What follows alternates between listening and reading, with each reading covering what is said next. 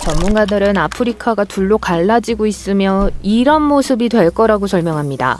가까이서 보면 남쪽의 모잠비크에서 북쪽의 홍해에 이르는 거대한 균열로 인해 더욱 충격적입니다.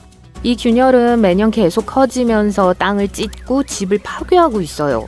이제 전문가들은 아프리카 대륙이 예상보다 훨씬 빨리 분리될 수 있다고 생각합니다. 아프리카는 소말리아판 이동으로 인해 분리되고 있어요. 두 지각판이 헤어지는 중이라고 생각하시면 돼요. 동쪽에는 소말리아판이 있고 서쪽에는 누비아판이 있습니다. 이 헤어짐 과정에서 소말리아판은 혼자만의 시간을 원한다는 듯 누비아판에서 멀어지고 있습니다.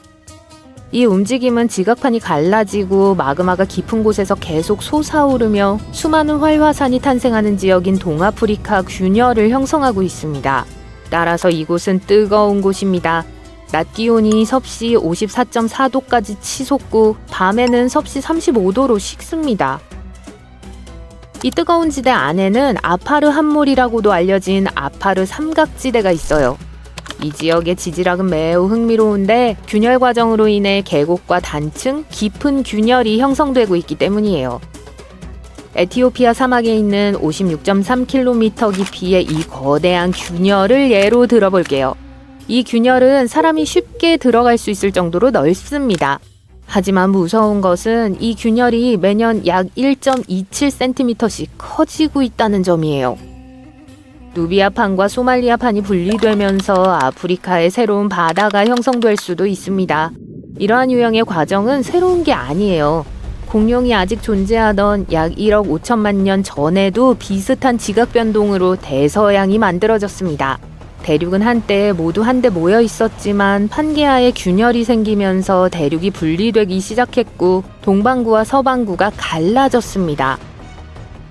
아프리카에서도 비슷한 일이 일어나고 있어요. 전문가들은 언젠가는 인도양의 물이 동아프리카 리프트 계곡을 범람하여 결국 6번째 바다가 생길 수 있다고 말해요.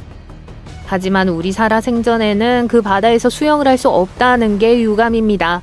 지각단층을 전문으로 연구하는 지구 물리학자 켄 맥도널드에 따르면 이 극적인 파열은 100만 년에서 500만 년 후에 일어날 수 있다고 해요. 지질학적으로 볼 때 매우 빠른 속도이며 대부분의 전문가들이 생각하는 것보다 훨씬 빠르다고 합니다. 아프리카가 분리되는 모습을 직접 볼 수는 없더라도 그곳 사람들은 그 징후를 보고 느낄 수 있을 거예요. 이 과정이 서서히 진행되면서 격렬한 화산 폭발과 강력한 지진을 경험할 수도 있어요. 한 가지 예는 앞서 언급한 에티오피아 사막의 무서운 균열과 관련이 있습니다. 이 균열은 2005년에 이 지역에서 2차례의 화산 폭발과 163회의 지진이 발생한 후 만들어졌으며 지진의 강도는 각각 진도 3.9 이상이었습니다. 지구에서 이렇게 깊고 긴 균열이 생기는 데는 보통 수세기가 걸리지만 이 경우에는 단 며칠 만에 균열이 생겼어요. 그만큼 이번 지진이 강력했다는 뜻이죠. 실제로 이런 종류의 격렬한 지진 활동은 아프리카 분리 과정을 가속화할 수 있습니다. 그렇기 때문에 분리의 정확한 시기를 예측하기가 매우 어려워요. 우리가 아는 것은 사람들이 이미 이 새로운 땅을 누비아 대륙이라고 부르고 있다는 거예요. 예측이 맞다면 소말리아, 케냐, 탄자니아, 에티오피아 일부가 포함될 거예요. 흥미롭기도 하지만 동시에 우려스러운 일이기도 해요. 새로운 해안선이 생겨나면서 각국은 인프라와 토지 관리에 있어 큰 조정을 해야 할 겁니다. 현재 동아프리카 균열 근처 또는 그 안에 위치한 많은 도로, 주택 및 기타 건축물을 잃을 수도 있어요. 예를 들어 케냐에서는 균열로 인해 바쁜 도로가 끊어졌고 당국은 필사적으로 바위와 시멘트로 그 틈을 메우려고 노력하고 있어요. 또 다른 사례에서는 한 할머니가 가족과 함께 앉아 식사를 하고 있었는데 갑자기 집이 반으로 갈라졌어요. 최근 에티오피아 아파르 지역 인근에서 발생한 지진으로 인해 학교 37곳이 파괴되고 약 5천 명의 학생들이 교실을 떠나야 했습니다. 안타깝게도 앞으로 몇천 년 동안 이런 이야기가 더 흔해질 수 있습니다. 하지만 이 모든 것에는 긍정적인 측면도 있어요. 잠비아나 우간다처럼 아프리카 한가운데 위치한 국가는 해안선을 확보할 수 있습니다. 그리고 이는 이들에게 큰 도움이 될 수 있어요. 해안이 있다는 건 새로운 무역로에 접근하여 새로운 경제적 기회를 열 수 있다는 걸 의미해요. 또한 관광 붐도 생각해보세요. 새롭게 형성된 천혜의 해변을 통해 이 나라들은 여행객들에게 새로운 휴양지가 될 수 있습니다. 새롭게 조성된 바다의 지역 생태계도 변화하고 새로운 해양 생물종이 출현할 수도 있어요. 현재 균열이 가장 많이 진행된 곳은 바로 이곳입니다. 결국 아프리카가 분리될 것으로 예상되는 곳이에요. 하지만 상황이 조금 더 복잡해질 수도 있습니다. 얼마 전 옥스퍼드 대학교의 지질학자 마이클 데일리는 이 균열이 서쪽으로 더 확장될 수 있다고 주장했습니다. 그리고 그의 이론을 뒷받침하는 몇 가지 새로운 증거는 균열이 보츠와나의 심장부를 통해 남쪽 남아공으로 서쪽으로 나미비아를 거쳐 대서해안까지 확장될 수 있다는 점을 지적합니다. 이러한 균열이 깊은 균열로 확대되면 바다가 들어와 그 틈을 메울 수 있습니다. 전문가들은 아프리카가 너무 많이 갈라져 군도가 될 수 있다고 말해요. 하지만 이런 일이 일어나려면 수천만 년이 걸릴 것이기 때문에 우리가 목격하지는 못할 거예요. 우리는 이미 아프리카가 여러 개의 거대한 섬 또는 작은 대륙으로 분리될 위험에 처해 있다는 사실을 알고 있습니다. 세계에서 4번째로 큰 섬인 마다가스카르도 결국 반으로 갈라질 수 있습니다. 하지만 반대의 과정이 일어날 수도 있을까요? 누비아판과 소말리아판이 분리되면서 새로운 땅이 나타날 수 있을까요? 지각판이 서로 멀어지면서 지구 멘틀의 마그마가 지표로 올라올 수 있습니다. 그리고 마그마가 식으면 새로운 땅으로 굳어집니다. 아이슬란드나 아조레스 제도와 같은 세계의 다른 지역도 그렇게 생겨났어요. 그래서 동아프리카 균열에서도 같은 과정이 일어날 수 있고 장기적으로 균열이 새로운 섬을 만들 수 있습니다. 현재로서는 아파르 함몰의 지질학이 독특하다는 것만 말할 수 있어요. 지구상에서 가장 활발한 균열 시스템이죠. 여기서 말하는 균열 시스템이란 지각판이 떨어져 나가는 지대를 말합니다. 이 지역에서는 지각의 단층부터 화산대, 6번째 바다의 잠재적 형성에 이르기까지 모든 종류의 사건이 일어나요. 전문가들에게는 지각 균열의 진화를 가까이에서 연구하는 것과 같습니다. 또한 활화산 지역이기 때문에 지열에너지, 즉 지구 내부의 열을 이용해 전기를 생산할 수 있는 엄청난 잠재력을 가지고 있습니다. 에티오피아에는 이미 에티오피아 리프트밸리와 아파르의 2개의 지열 발전소가 에너지를 생산하고 있어요. 이제 지질학자들은 새로운 잠재적 지점을 탐색하고 있습니다. 땅의 깊은 균열을 보면 지각판의 움직임으로 인한 것임을 알 수 있습니다. 하지만 왜 균열이 하필 그 지점에서 발생하는지는 아직 완전히 이해하지 못하고 있습니다. 예를 들어 보츠와나에서는 2017년도에 규모 6.5의 지진이 발생한 후 균열이 생겼습니다. 하지만 진앙은 우리가 예상하는 것처럼 판이 움직이는 균열지대가 아니었어요. 대신 남쪽에 더 멀리 떨어져 있었어요. 화산 활동 없이 균열이 발생하는 것은 드문 일이기 때문에 이 사실은 대륙이 어떻게 나뉘는지에 대한 우리의 전통적인 생각에 도전합니다. 이러한 균열이 특정 지점에서 나타나는 이유를 파악하는 것은 아프리카의 분리 과정을 설명하려는 전문가들에게 여전히 퍼즐의 한 조각으로 남아 있습니다. 아프리카 대륙이 거대한 군도로 변하기 전에 해답을 찾을 수 있기를 바랍니다. 그린란드 빙상의 어두운 얼룩은 단순한 오래된 얼룩이 아닙니다. 매년 여름 일반적으로 밝은 흰색인 얼음이 특정 지역에서 어두운 회색으로 변해요. 일부 연구에서 이 이상한 변화가 빨강, 초록, 갈색의 해조류의 기이한 출현과 관련이 있다는 사실이 밝혀지기 전까지 이 암흑지대는 오랫동안 큰 미스터리로 남아 있었습니다.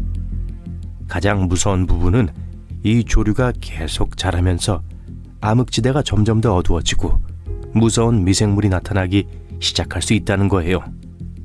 이제 전 세계가 우려해야 합니다.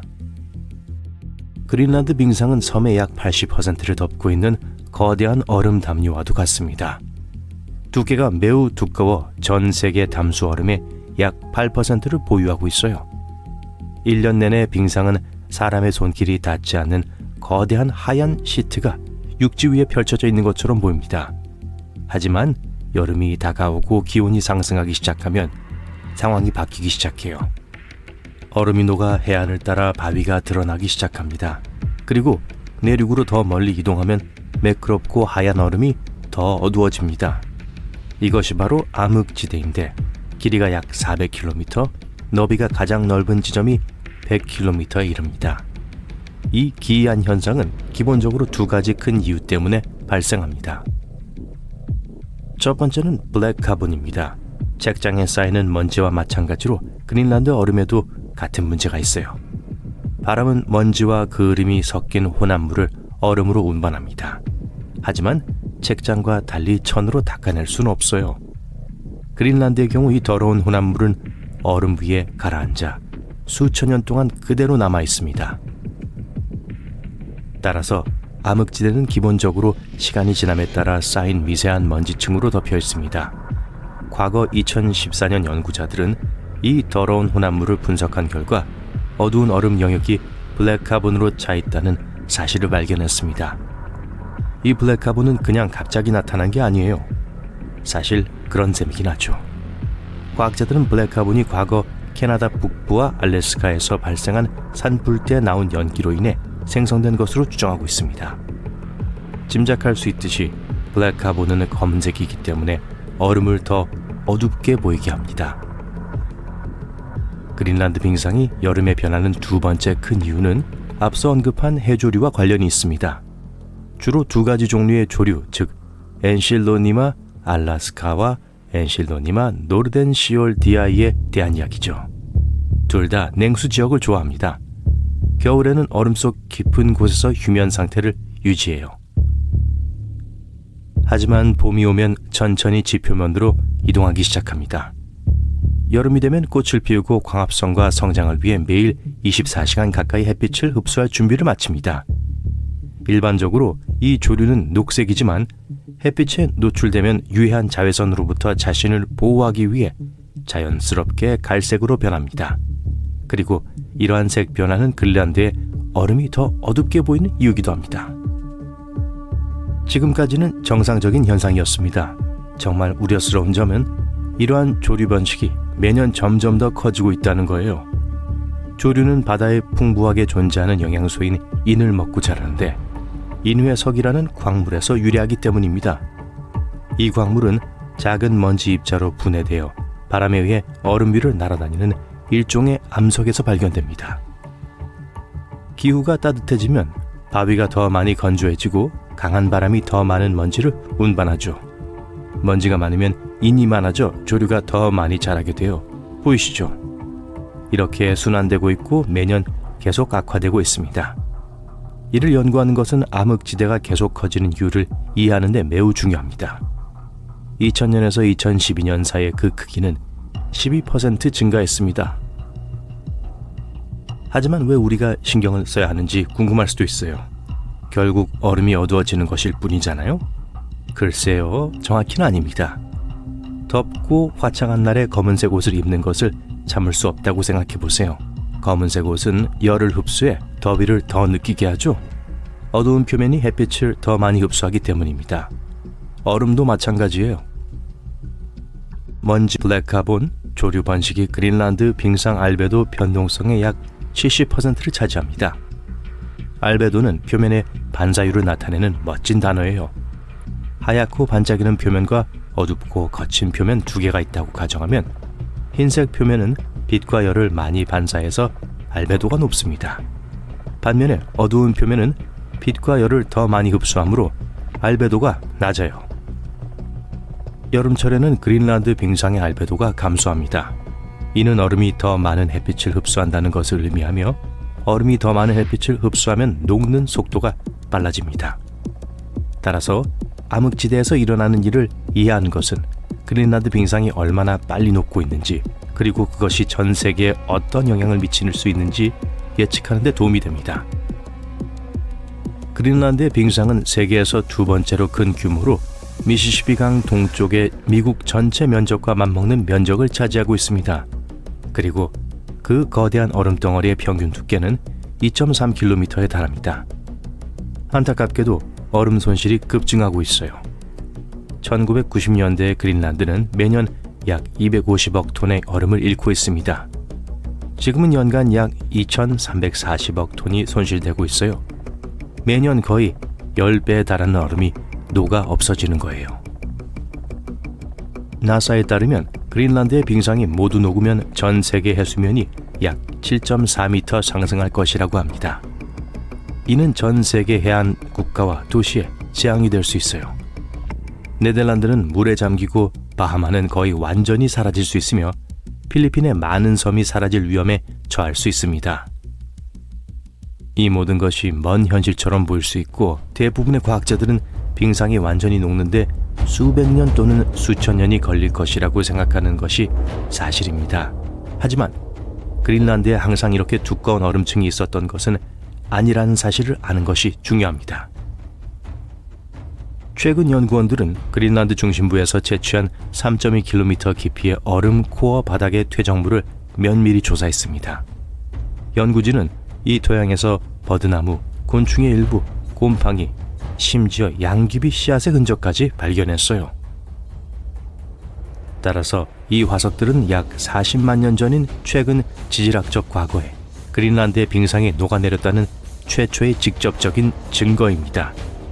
당시 그린란드는 곤충과 식물이 서식하는 녹색 툰드라 지형이었어요.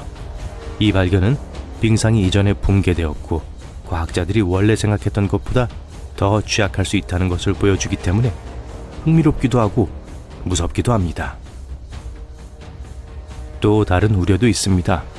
최근 그린란드 빙상의 여러 지점에서 녹은 물을 채취한 연구에 따르면 물 샘플에 수백, 수천 개의 미생물이 가득 차 있는 것으로 나타났어요. 문제는 이러한 미생물이 향후 바다로 방출될 수 있다는 점입니다. 그리고 일부 연구에 따르면 빙하가 녹은 물이 많이 흐르는 지역 근처는 바이러스가 동물에서 사람으로 옮겨지는 등 새로운 숙주로 이동할 위험이 더 높다고 하네요. 전문가들은 빙하에서 종말 바이러스가 발생할 가능성은 매우 낮다고 생각하지만 그렇다고 해서 전혀 없는 것은 아닙니다. 사실 빙하 표면에 서식하는 수천 종의 미생물에 대해 잘 알지 못하는 데다 이러한 유기체가 얼마나 위험한지 완전히 이해할 수 있는 데이터도 충분하지 않습니다.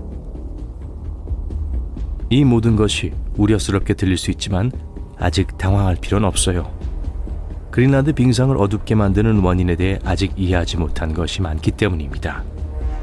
먼지, 조류, 블랙카본의 상대적인 양에 대한 더 자세한 측정이 필요하고 잠재적으로 위험한 미생물이 우리 삶에 어떤 영향을 미칠 수 있는지에 대한 더 나은 이해가 필요합니다. 더 많이 할수록 앞으로 일어날 일과 이에 대비할 수 있는 방법을 더 잘 예측할 수 있어요.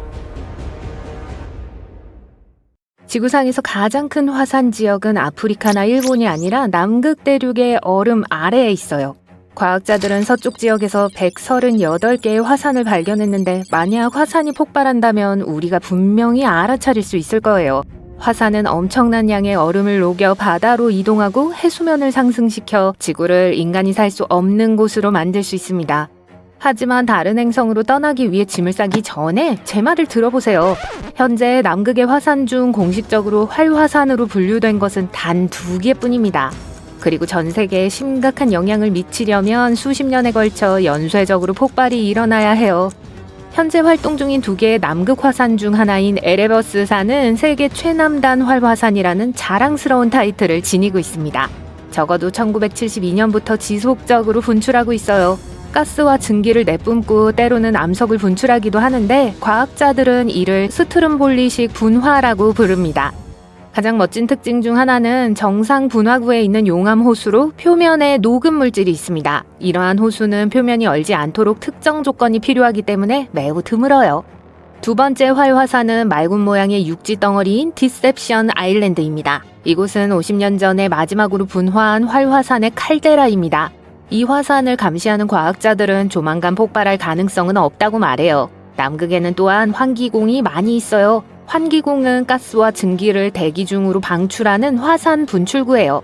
적절한 조건에서는 최대 3m 높이의 환기공 얼음탑을 만들 수 있을 만큼의 가스를 뿜어낼 수 있어요.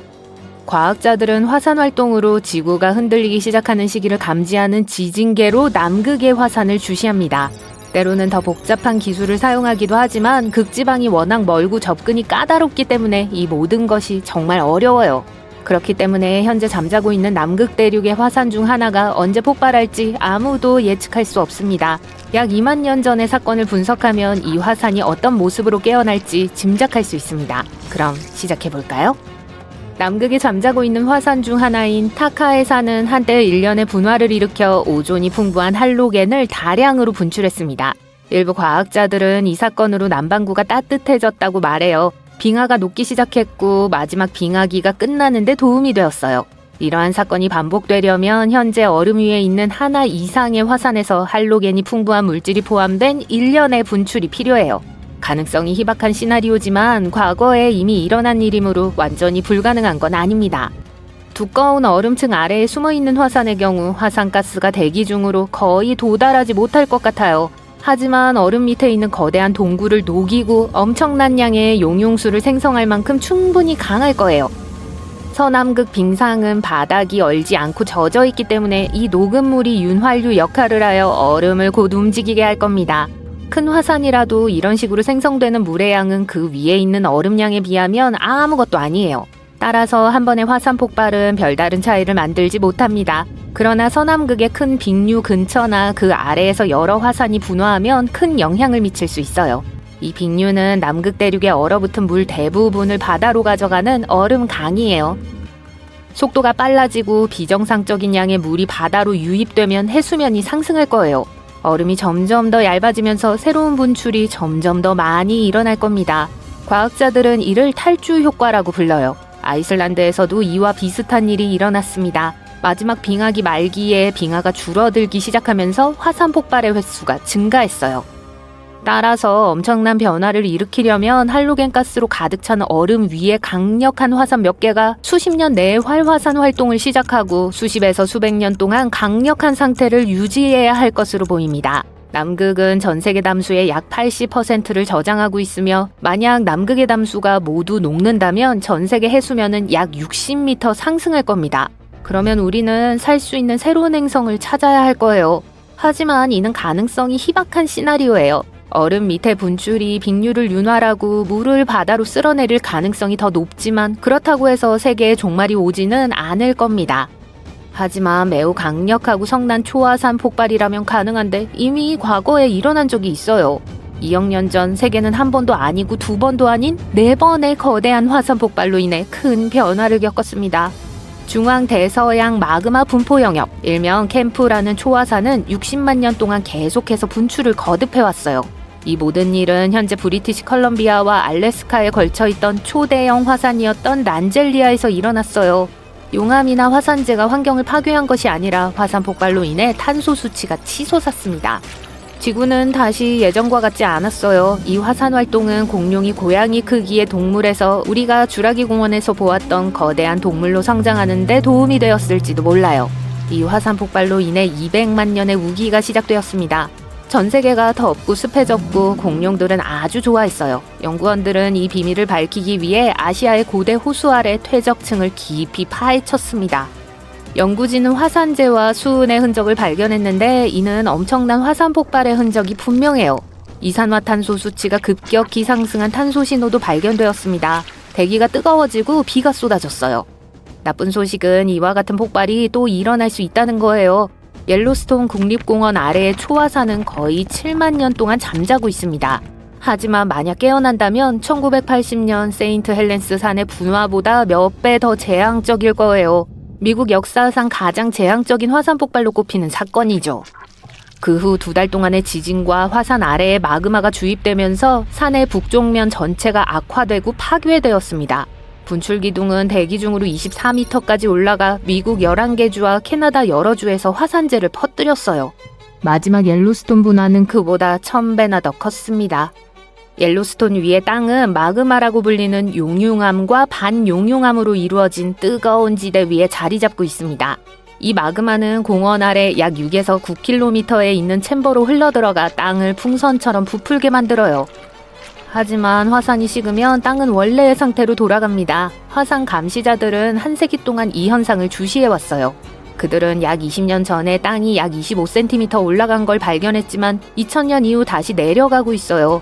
전문가들은 아직 큰 폭발이 일어나지 않았기 때문에 조만간 최후의 날은 오지 않을 거라고 말합니다.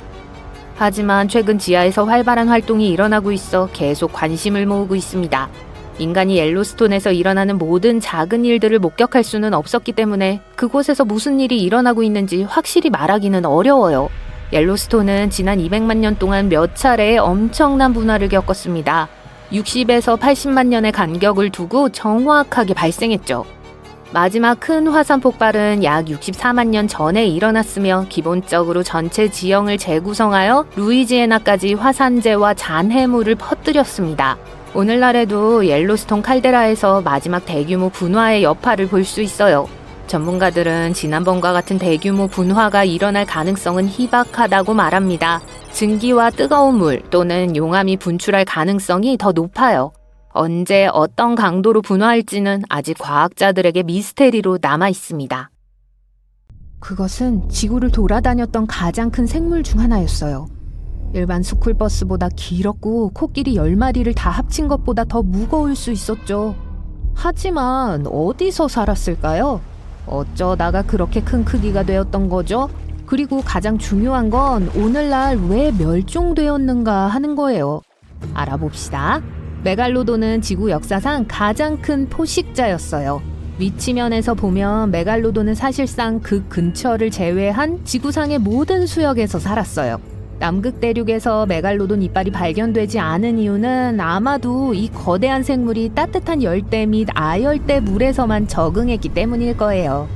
어린 것들은 해변에서 머무르는 걸 좋아한 반면 다 자란 상어는 해안 지역을 선호했어요. 하지만 또한 쉽게 외양으로 이동할 수 있었죠. 메갈로돈이 그렇게 많은 곳에 분포한 걸 우린 어떻게 할까요?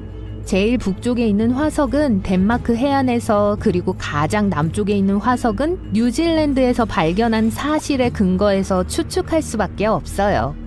메갈로돈이 어떻게 이 크기가 되었는지에 대한 논의는 과학계에서 여전히 해결되지 않았어요. 최근 이 매혹적인 종의 모든 표본이 모두 거대한 크기에 도달한 건 아니라는 걸 알아냈어요.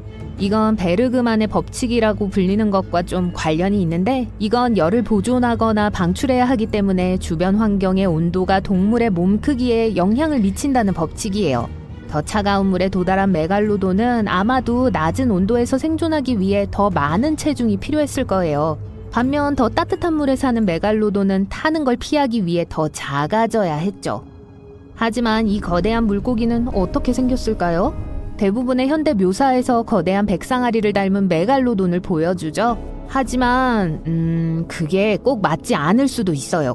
메갈로돈은 거대한 백상아리와 비교해서 짓눌린 듯한 훨씬 짧은 코와 납작한 턱을 갖고 있었을 거예요. 또 현대의 청세리 상어와 공통점이 있는 듯한데 바로 엄청나게 긴 가슴 지느러미죠. 지구의 물을 항해하는 동안 자신들의 무게와 크기를 지탱하기 위해 그게 필요했어요. 마지막으로 숙녀 메갈로돈들은 신사들보다 약 2배 정도 컸던 것 같아요. 자손에 대해 말하자면 작은 메갈로돈조차도 코에서 꼬리까지 최소 2m로 거대했어요. 그걸 어떻게 하냐고요? 전문가들이 파나마, 메릴랜드, 카나리아 제도, 플로리다에서 메갈로돈 보유권 서식지를 우연히 발견했거든요.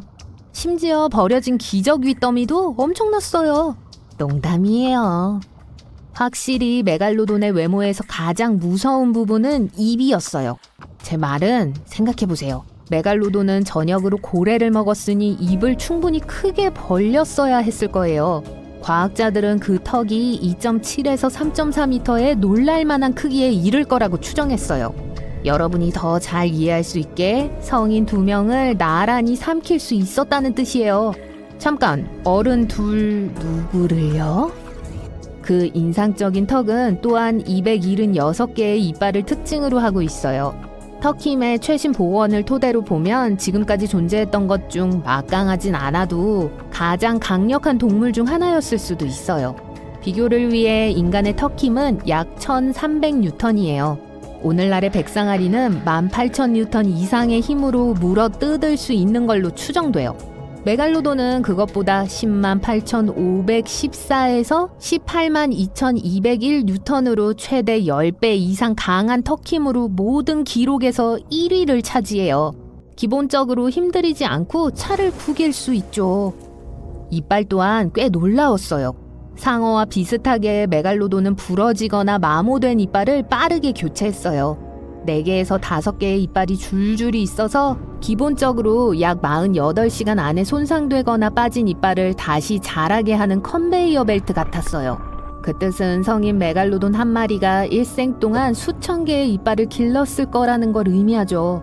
하지만 이건 우리에게 유리한데, 왜냐면 이것이 바로 메갈로돈 이빨 화석 기록이 흔한 이유이며 우리가 그걸 제대로 연구할 수 있게 하기 때문이에요.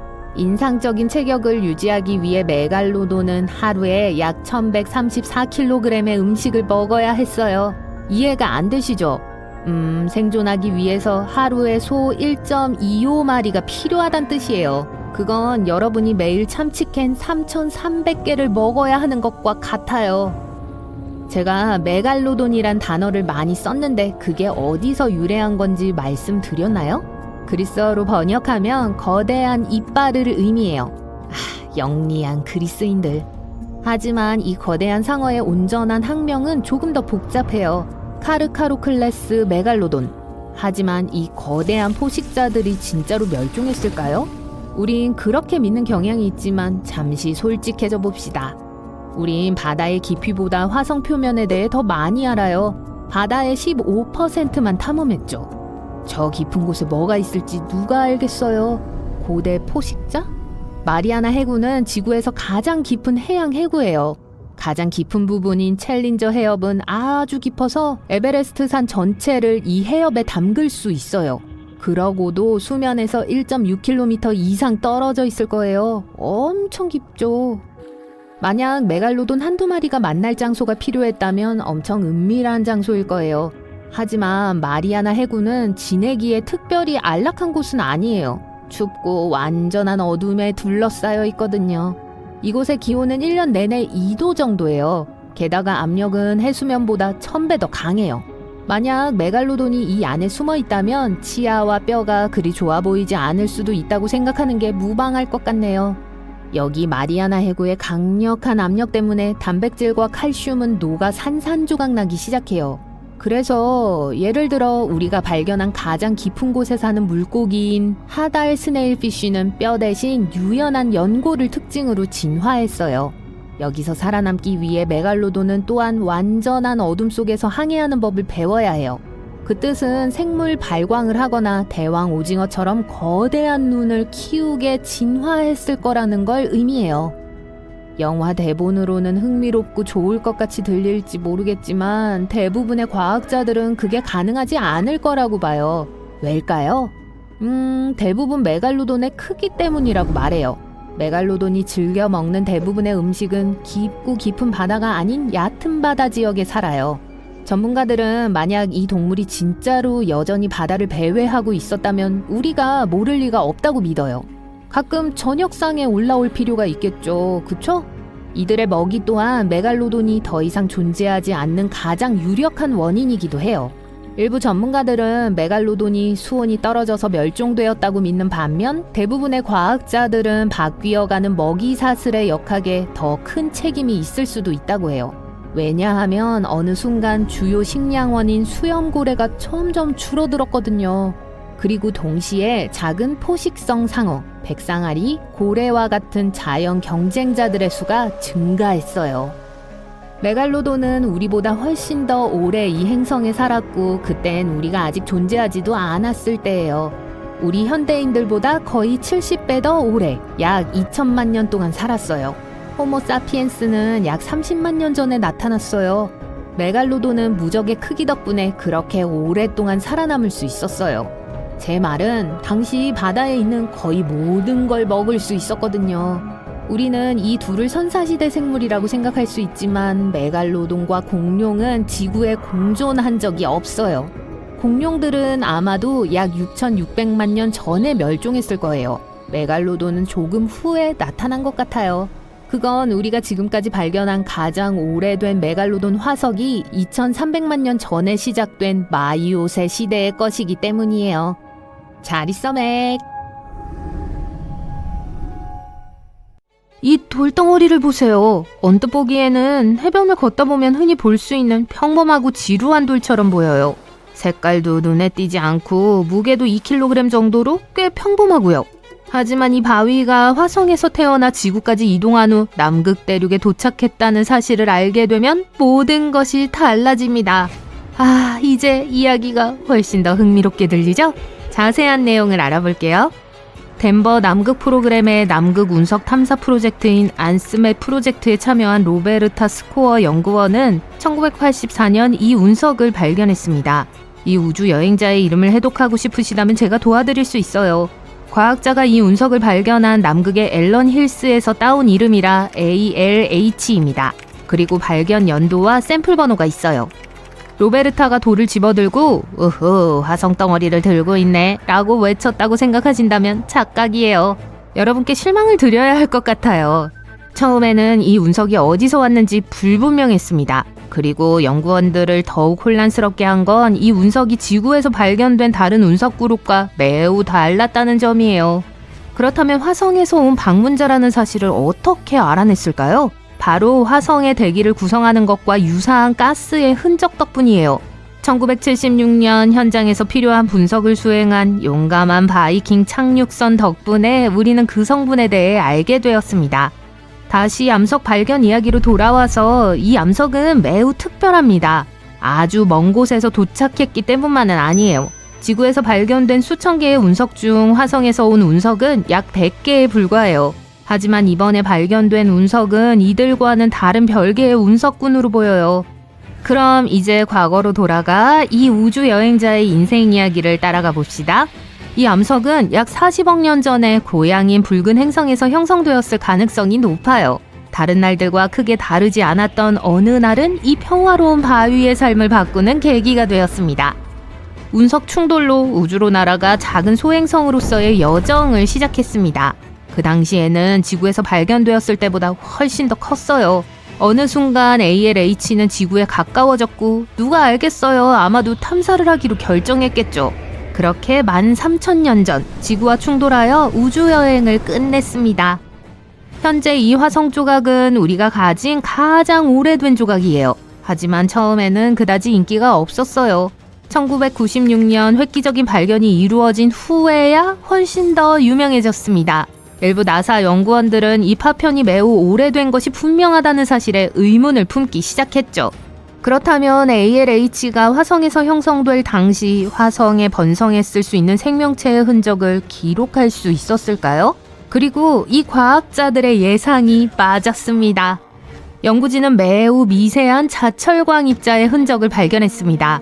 이 입자들은 구조와 화학 성분이 지구에 존재하는 입자와 완전히 유사했어요. 이를 자성화석이라고 하며 자성 박테리아가 이를 생성해요. 따라서 한때 화성에도 이러한 형태의 생명체가 있었다는 걸 의미할 수 있어요.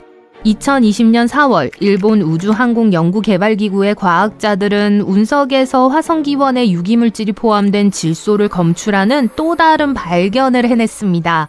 운석을 더 조사하면 어떤 놀라운 비밀이 새롭게 밝혀질지 누가 알겠어요. 하지만 현재로서는 남극으로 가서 더 많은 운석을 찾아보는 것밖에 할 수 있는 일이 없습니다. 남극은 운석 사냥을 하기에 정말 좋은 곳이에요. 놀랍게도 남극 대륙에서는 약 5만 개의 운석이 발견되었으며 수십만 개의 운석이 여전히 발견되기를 기다리고 있습니다. 이러한 우주 암석은 각각 태양계의 진화에 대한 이야기를 들려줄 수 있어요. 예를 들어 얼음으로 덮인 황량한 대륙에서 발견된 최초의 달 암석은 소행성보다 큰 우주 물체 덩어리도 지구에 떨어질 수 있다는 걸 증명했습니다. 영감을 받아 남극까지 운석 사냥을 하러 가기로 결심했다고 가정해볼게요. 그렇다면 심각한 도전에 대비하셔야 해요. 우주 운석은 잠재적인 풍부함에도 불구하고 생각만큼 찾기가 쉽지 않습니다. 외딴 지역을 방문해야 하고 운석을 발견할 수 있다는 보장도 아직 없어요. 운석이 시야에서 사라지고 있다는 사실도 큰 문제입니다. 현재 과학자들은 매년 남극에서 약 1000개의 운석을 발견합니다. 하지만 새로운 연구에 따르면 매년 약 5000개 이상의 운석이 보이지 않는 곳에 숨는다고 하는데요. 그 원인은 온난화입니다. 걱정스러운 과학자들은 운석이 어디에 떨어질지 파악하는 데 도움이 될 수 있는 모델을 만들었습니다. 이 모델은 적설량, 지표면 온도, 얼음이 흐르는 속도, 지형의 경사도까지 고려한 상당히 복잡한 모델이었어요. 그 후 연구진은 다양한 온난화 시나리오에서 시뮬레이션을 실행했습니다. 그 결과 기온이 상승함에 따라 운석이 실제로 보이지 않게 가라앉는다는 사실이 밝혀졌습니다. 연구원들이 화가 났다고 말하는 건 당연한 일이에요. 기후변화가 그들의 연구에 그렇게 큰 영향을 미칠 것이라고는 예상하지 못했기 때문이죠. 그 지역이 영하권에 머물러 있음에도 불구하고 사람들은 여전히 태양계의 중요한 아카이브를 망가뜨릴 수 있습니다. 다시 운석 사냥으로 돌아가 볼게요. 운석을 발견할 확률을 높이려면 일반적으로 낮은 지대로 흘러가는 얼음이 강제로 위로 이동하는 산기슭이나 노두로 이동하세요. 이런 곳에서는 강한 바람이 눈을 쓸어내려 밝고 선명한 푸른 얼음이 드러나기 때문에 윈드브레이커를 꼭 챙기셔야 해요. 이 오래된 얼음은 녹는 대신 수증기로 바로 변할 수 있습니다. 그리고 이 현상은 숨어있던 운석을 드러내는 데 도움이 되죠. 하지만 서둘러야 합니다. 지표면의 운석은 빠르게 사라집니다. 기온이 영하로 내려가도 바위는 태양열을 일부 흡수해서 얼음을 녹일 수 있어요. 마치 운석들이 스스로 지하, 아니 얼음 밑에 터널을 만들어 가라앉아 보이지 않게 숨는 것과 같아요. 얼마 후 다시 얼면 이 터널의 입구가 닫히면서 운석이 효과적으로 내부에 갇혀 보이지 않게 됩니다. 과학자들은 운석을 발견하는 방법을 찾는 것이 매우 까다롭다는 것을 인정합니다. 서둘러 이러한 방법을 개발하지 않으면 총 8만에서 25만 개의 우주 암석을 잃을 수도 있어요. 과학자들이 더 많은 운석을 찾기 위해 노력하는 건 당연한 일입니다. 그들은 운석 좌초지대에 초점을 맞추고 있어요. 운석 좌초지대는 지질, 얼음 흐름, 기후 조건의 특정 특성으로 인해 운석이 지표면에 자주 모이는 곳이에요. 아시다시피 눈이 덮이지 않은 푸른 얼음 위에서도 운석을 발견할 수 있습니다. 운석을 눈에 띄게 하죠. 하지만 이러한 지점을 찾는 것은 순전히 운에 달려있는 경우가 많아요. 또는 밤낮을 가리지 않고 지도와 위성 이미지를 샅샅이 뒤져 영구 관측소 근처의 블루 아이스 지대를 찾아내야 해요. 빙하학자인 베로니카 톨레나르와 그녀의 팀을 소개합니다. 이들은 남극 전역에 걸친 스마트 지도를 개발해서 한 단계 더 발전시켰습니다. 이를 위해 나사, 캐나다 우주국 등의 머신러닝과 위성 데이터를 사용했어요. 이 지도는 과거에 발견된 운석과 모든 종류의 기후 및 얼음 데이터를 기반으로 운석이 숨어 있을 수 있는 지역을 강조 표시해요. 운석을 발견하기 가장 좋은 곳은 대륙의 가장자리와 푸른 얼음이 있는 산 근처입니다. 안타깝게도 중요한 것은 푸른 얼음만이 아니에요. 얼음 흐름의 온도와 속도도 매우 중요해요. 예를 들어 얼음이 너무 빨리 흐르면 운석이 쌓이기 전에 쓸려가 버릴 수 있습니다. 따라서 운석을 찾으려면 매우 정확한 조건을 기다려야 해요. 표면 온도가 거의 항상 영하 9도씨 이하로 유지되어야 해요. 그렇지 않으면 운석은 가라앉아요. 엘렌 힐스 지역부터 시작해보세요. 네, 그곳이 바로 ALH가 발견된 곳입니다. 이 지역은 1000개 이상의 운석이 발견된 일종의 운석 금광과도 같은 곳이에요. 그런데 핀불 하이맨 산맥과 같은 더 유망한 장소가 있지만 아직 아무도 그곳을 수색하지 않았어요. 여러분이 첫 번째 주인공이 될 수 있습니다. 어쨌든 이 새로운 지도를 통해 연구원들은 최고의 운석 사냥 장소의 순위를 매기는 가볼 만한 곳 지수를 개발해서 향후 현장 탐사를 훨씬 더 목표에 맞게 만들었습니다. 그리고 아직 탐험되지 않은 블루 아이스 지역이 많은 만큼 수많은 운석이 발견되기를 기다리고 있어요. 여러분은 뭘 기다리고 있나요? 과학자들은 호주 근처에서 아틀란티스와 같은 무언가를 발견했습니다. 예전에는 대륙 전체가 물속에 잠겨 있었죠. 그 대륙에 일어난 일을 소개합니다. 약 7만 년 전 마지막 빙하기에 사울이라는 거대한 땅덩어리가 있었어요. 남서태평양에 위치해 있었죠. 이 고대 초대륙은 현재 우리가 알고 있는 호주, 뉴기니, 태즈메이니아, 아루 제도를 하나의 거대한 땅으로 연결했습니다. 아름다운 산으로 둘러싸인 울창한 열대우림을 상상해보세요. 사울에서 가장 높은 산은 뉴기니 고원에 있으며 봉우리가 3,900m가 넘습니다. 이 아름다운 곳에는 다양하고 독특한 동물들이 살고 있었는데 그중 대부분은 주머니 동물이었습니다. 당시 사울에는 코알라와 캥거루뿐만 아니라 다양한 종류의 방목동물, 굴을 파는 동물, 청소부, 포식자 등 다양한 동물들이 살고 있었어요. 거대한 디프로토돈, 강력한 사냥꾼 틸라콜레오, 그리고 오늘날 살아있는 도마뱀보다 훨씬 큰 무시무시한 메갈라니아가 살았던 곳이었죠. 당시 다른 세계는 늑대, 코끼리, 인간과 같은 태반 동물로 가득 차 있었기 때문에 사울은 독특한 장소였어요. 사울에서 정상적인 포유류는 박쥐와 설치류뿐이었어요. 하지만 모든 지역이 똑같지는 않았습니다. 티모르, 아라푸라, 카르펜타리아 지역은 뜨거운 사바나와 건조한 숲으로 덮여 있었어요. 마치 현대의 호주와 비슷하게 생겼는데 동부 해안의 황무지, 대초원, 온대림이 있는 열대 사막이었죠.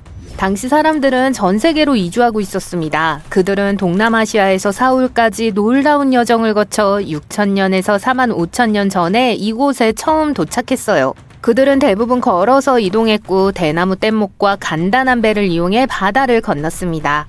그들은 동남아시아의 일부를 포함하는 순다라는 고대 땅덩어리에서 그곳으로 왔어요. 왈라세아로 알려진 일련의 섬을 거쳐 결국 사울 전역으로 퍼져나갔습니다. 사울을 여행하는 건 약 1060만 제곱킬로미터에 달하는 거대한 여정이었어요. 미국이나 캐나다보다 더 큰 면적이에요. 적도에서 뉴질랜드 남부까지 뻗어 있었습니다. 그래서 그들은 지금의 호주에 도착해서 호주 최초의 사람들이 되었어요. 과학자들은 사울의 인구가 50만 명에 달했다고 추정해요.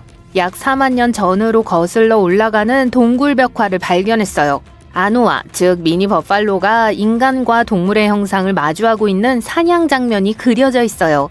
연구원들은 초기 정착민들이 어떻게 사울을 가로질러 이동했는지, 그리고 그들의 여정에 대한 고고학적 증거를 어디에서 찾을 수 있는지 이해하려고 노력하고 있습니다.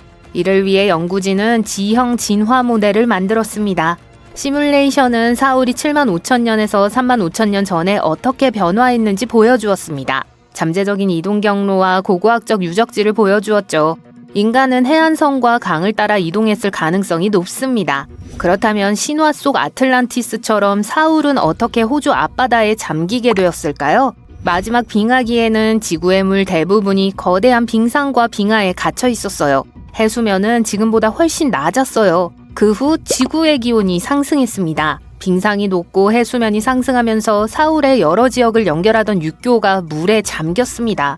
약 8,000년 전 뉴기니는 호주 본토에서 분리됐어요. 그리고 약 6,000년 전에는 태즈메니아도 마찬가지였습니다. 새로운 기술 덕분에 우리는 여전히 사울의 수중을 탐험할 수 있어요. 다이버들은 해저에서 직접 샘플을 탐사하고 수집합니다. 수중 드론은 사람이 탐사하기에는 너무 깊거나 위험한 곳까지 갈 수 있어요.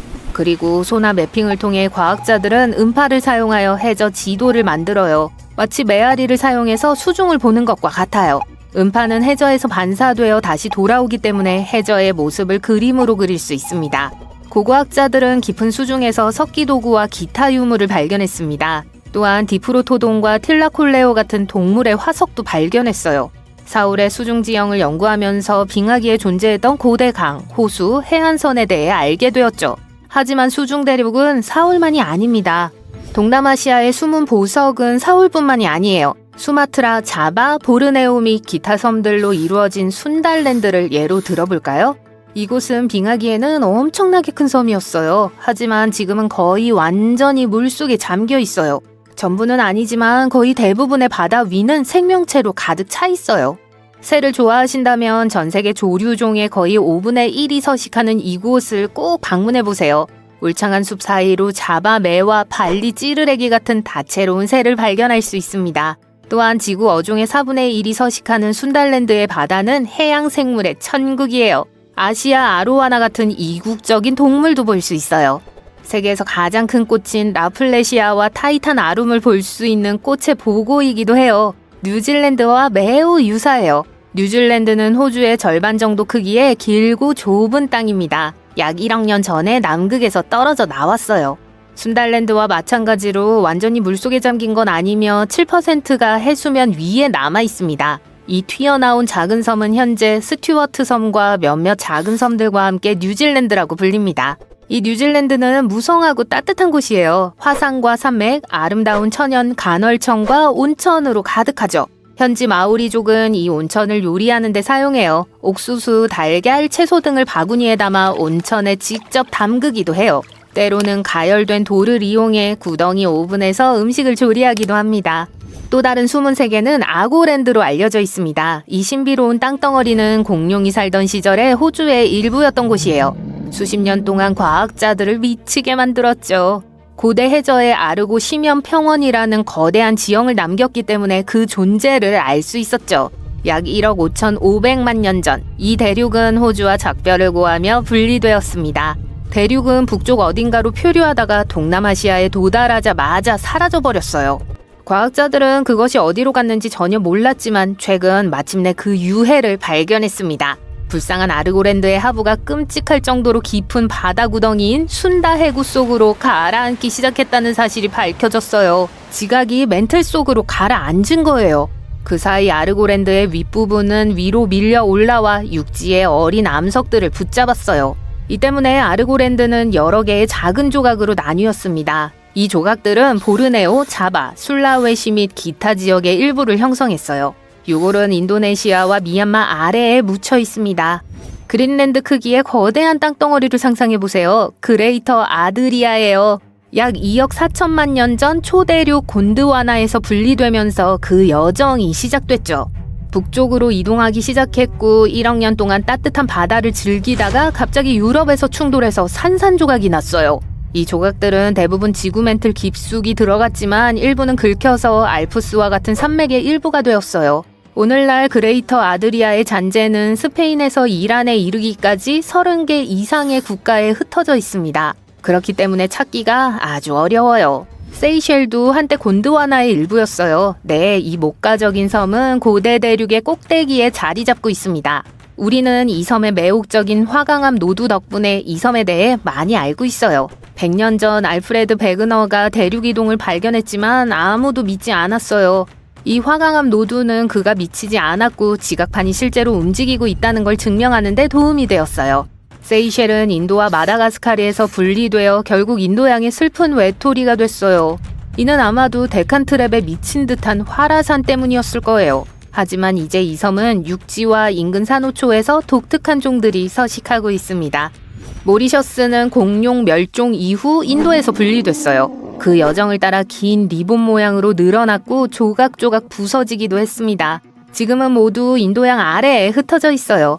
과학자들은 지르콘이라고 불리는 작은 고대 결정을 연구하다가 이 잃어버린 땅을 우연히 발견했습니다. 이 지르콘은 타임캡슐과도 같아요. 그 역사는 무려 6억 6천만 년에서 20억 년 전으로 거슬러 올라갑니다. 모리셔스 자체보다 훨씬 더 오래된 거예요. 이 고대 수정은 근처 어딘가에 또 다른 아틀란티스가 있다는 걸 암시합니다. 전 세계 곳곳에 숨은 대륙이 존재한다는 거니까 앞으로 더 많은 대륙을 발견할 수 있을지도 모르죠. 언뜻 보기에 우리는 다른 대륙에 닿을 때까지 녹은 용암 위를 떠다니는 대륙이라는 거대한 뗏목을 타고 있는 것처럼 보여요. 자, 고등학교 과학 수업으로 잠시 돌아가 보겠습니다. 우리의 고향인 지구는 케이크와 같아서 지구의 핵, 멘틀, 지각 등 서로 다른 층의 재료가 겹겹이 쌓여 있어요. 프로스팅은 어디 있죠? 위에 있는 케이크 반죽은 3가지 유형의 맛있는 암석들로 이루어진 지구의 지각을 나타냅니다. 이러한 암석은 용암이 굳어지거나 입자와 광물이 퇴적되는 등 다양한 방식으로 형성돼요. 지각은 우리가 서 있는 곳이자 대륙과 바다 그리고 우리 주변에서 볼 수 있는 모든 것의 터전입니다. 그리고 멘틀이 있죠? 야구선수 미키 멘틀이 아니라 지각 아래에 있는 지층이에요.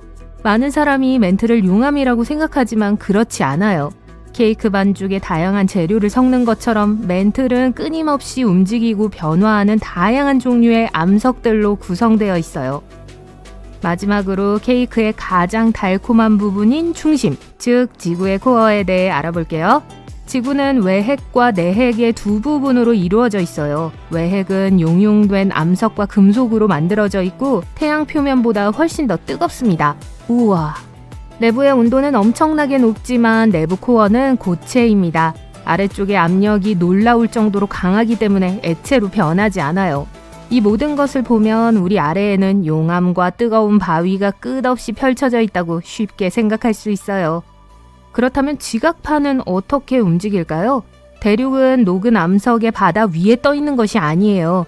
해양 지각과 대륙 지각은 실제로 맨틀 위에 놓여 있습니다. 물론 지구에는 지표면 약 2800km 아래에 액체 암석층인 외핵이 있지만 두껍고 단단한 맨틀에 의해 지표면과 분리되어 있어요.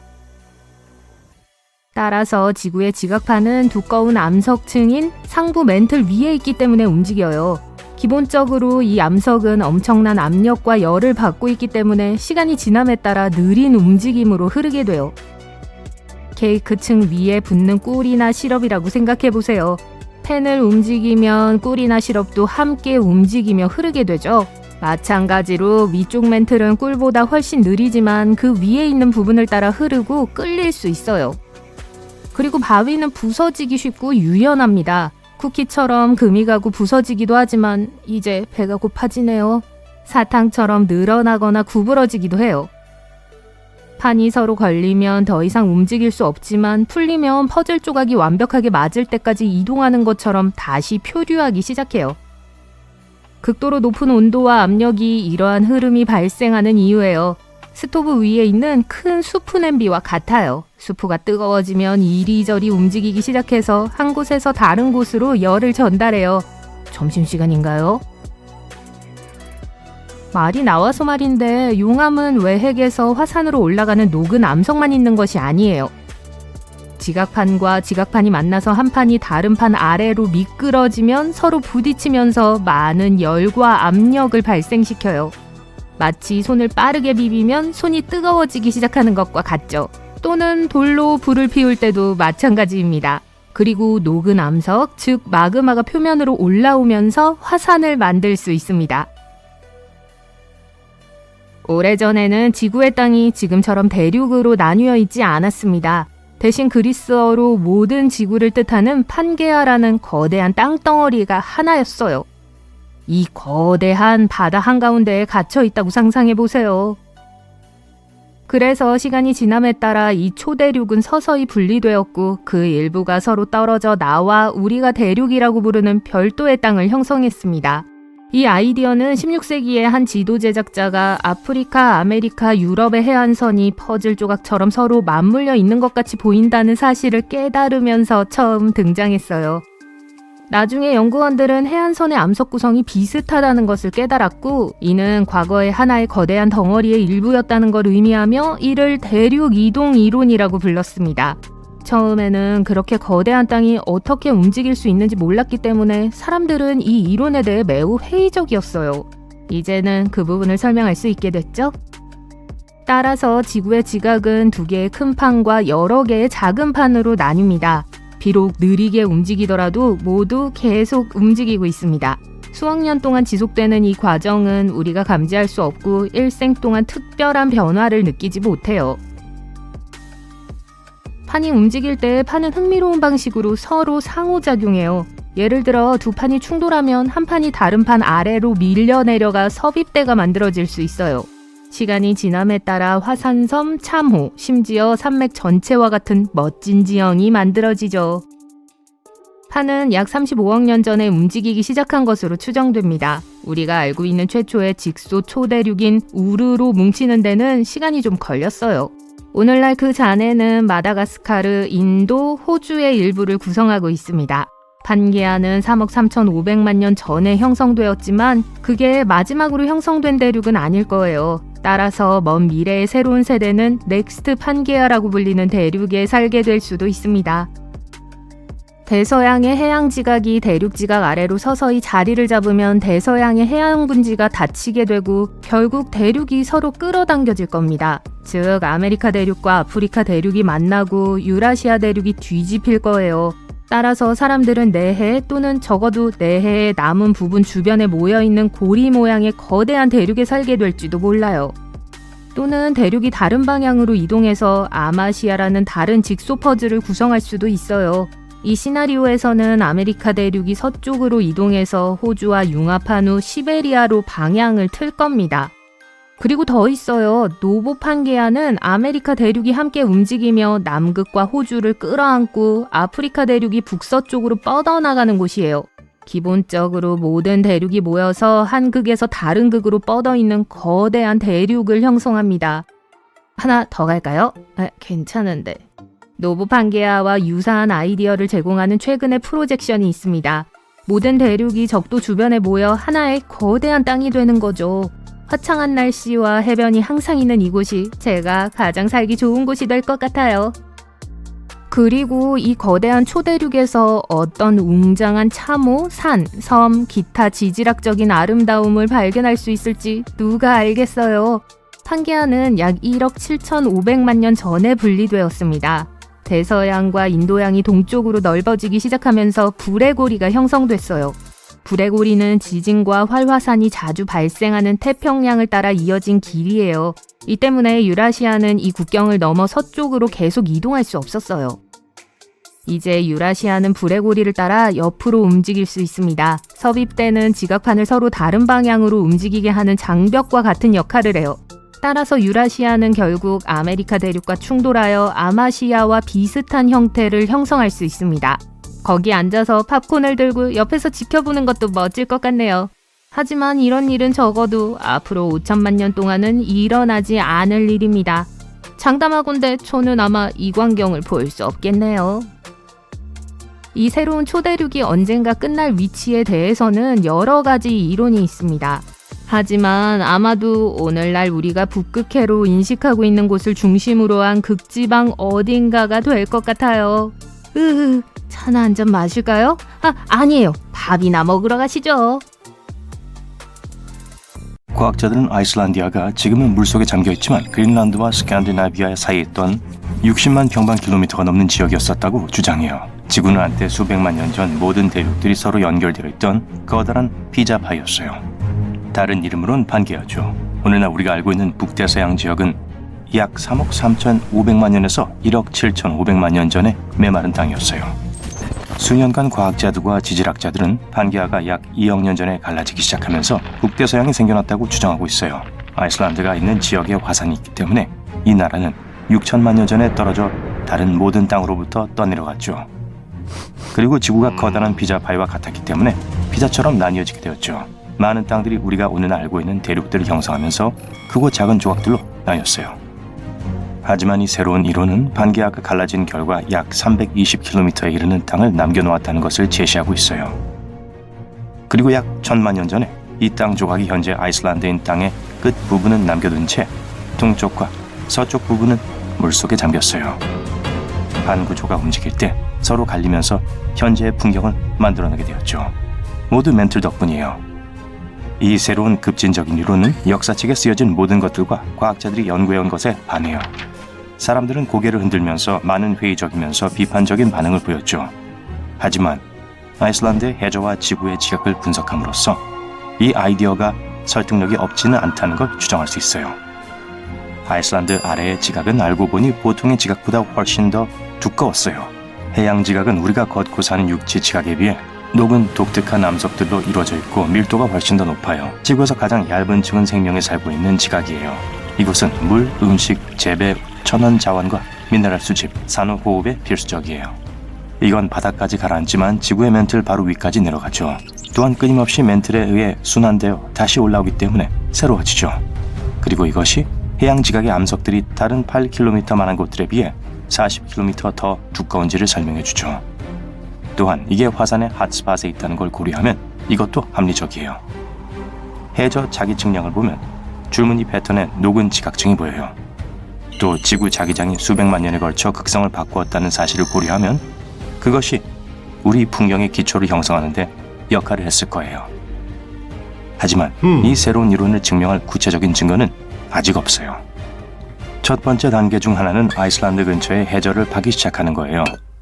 지르콘은 지각의 침식에도 불구하고 수십억 년을 견딜 수 있는 매우 견고한 광물이에요. 이 샘플을 채취하고 연구함으로써 연구원들은 대륙의 지질학적 나이를 추정할 수 있어요. 이것이 지각이 더 두꺼운 해양성 또는 우리가 걷고 있는 일반적인 지각인 대륙성인지를 확실히 해줄 거예요. 이 프로젝트는 하룻밤에 할 수 없고 많은 비용이 소요될 겁니다. 또 다른 방법은 연구선에서 수행한 메아리를 측정할 수 있는 탄성파 탐사를 실시하는 거예요. 지각 깊숙이 구멍을 뚫는 것도 연구에 도움이 될 수 있어요. 하지만 이건 지르콘 광물을 연구한 것보다 더 많은 비용이 들 거예요. 스칸디나비아와 그린란드에만 있는 독특한 화석화된 식물로 아이슬란디아가 한때 수면 위에 있었고 아마 나무들도 흩어져 있었을 수도 있다는 걸 증명해 줄 수 있어요. 그곳은 오늘날처럼 추운 땅이 아니었기에 숲이 있었을 거예요. 하지만 과학자들은 뭔가를 시사해 줄 두 곳에서 공통적으로 발견되는 동물 화석 증거를 아직 찾지 못했어요. 하지만 시간이 지나면 알 수 있을지도 몰라요. 이론은 더 심오하게 들어가 대아이슬란디아가 있었다는 걸 암시해 줍니다. 아이슬란드, 아일랜드, 영국, 스칸디나비아 그리고 그린란드가 모두 하나의 미소 대륙에 있기에 겨울 마니아들의 목적지가 될 수 있고 스키 타기에 아주 좋을 수 있어요. 캐나다와 대아이슬란디아를 연결해 기차로 바다를 건너가는 것도 가능할 수 있는데요. 그러면 경제가 훨씬 더 개방될 거예요. 아이슬란드는 약 10만 3천 평방킬로미터로 이미 꽤 커요. 그리고 만약 대아이슬란디아가 오늘날 존재했다면 유럽은 완전히 다른 대륙이 되었을 거예요. 전 세계에 숨겨진 다른 미세 대륙에 대한 많은 이론들이 떠돌고 있어요. 과학자들은 아이슬란디아의 존재 가능성에 대해 확신하지 못하고 있어요. 하지만 모든 연구가 제대로 수행된다면 그 이론은 우리가 아이슬란드와 북대서양에 대해 알고 있는 모든 걸 바꿔버릴 수 있어요. 그리고 이게 전 세계에 있는 가라앉은 다른 미세 대륙에 대한 길을 열어줄 수 있어요. 또 다른 이론은 뉴질랜드가 아이슬란디아보다 훨씬 더 큰 질란디아라고 불리는 아대륙의 끝이었다는 거예요.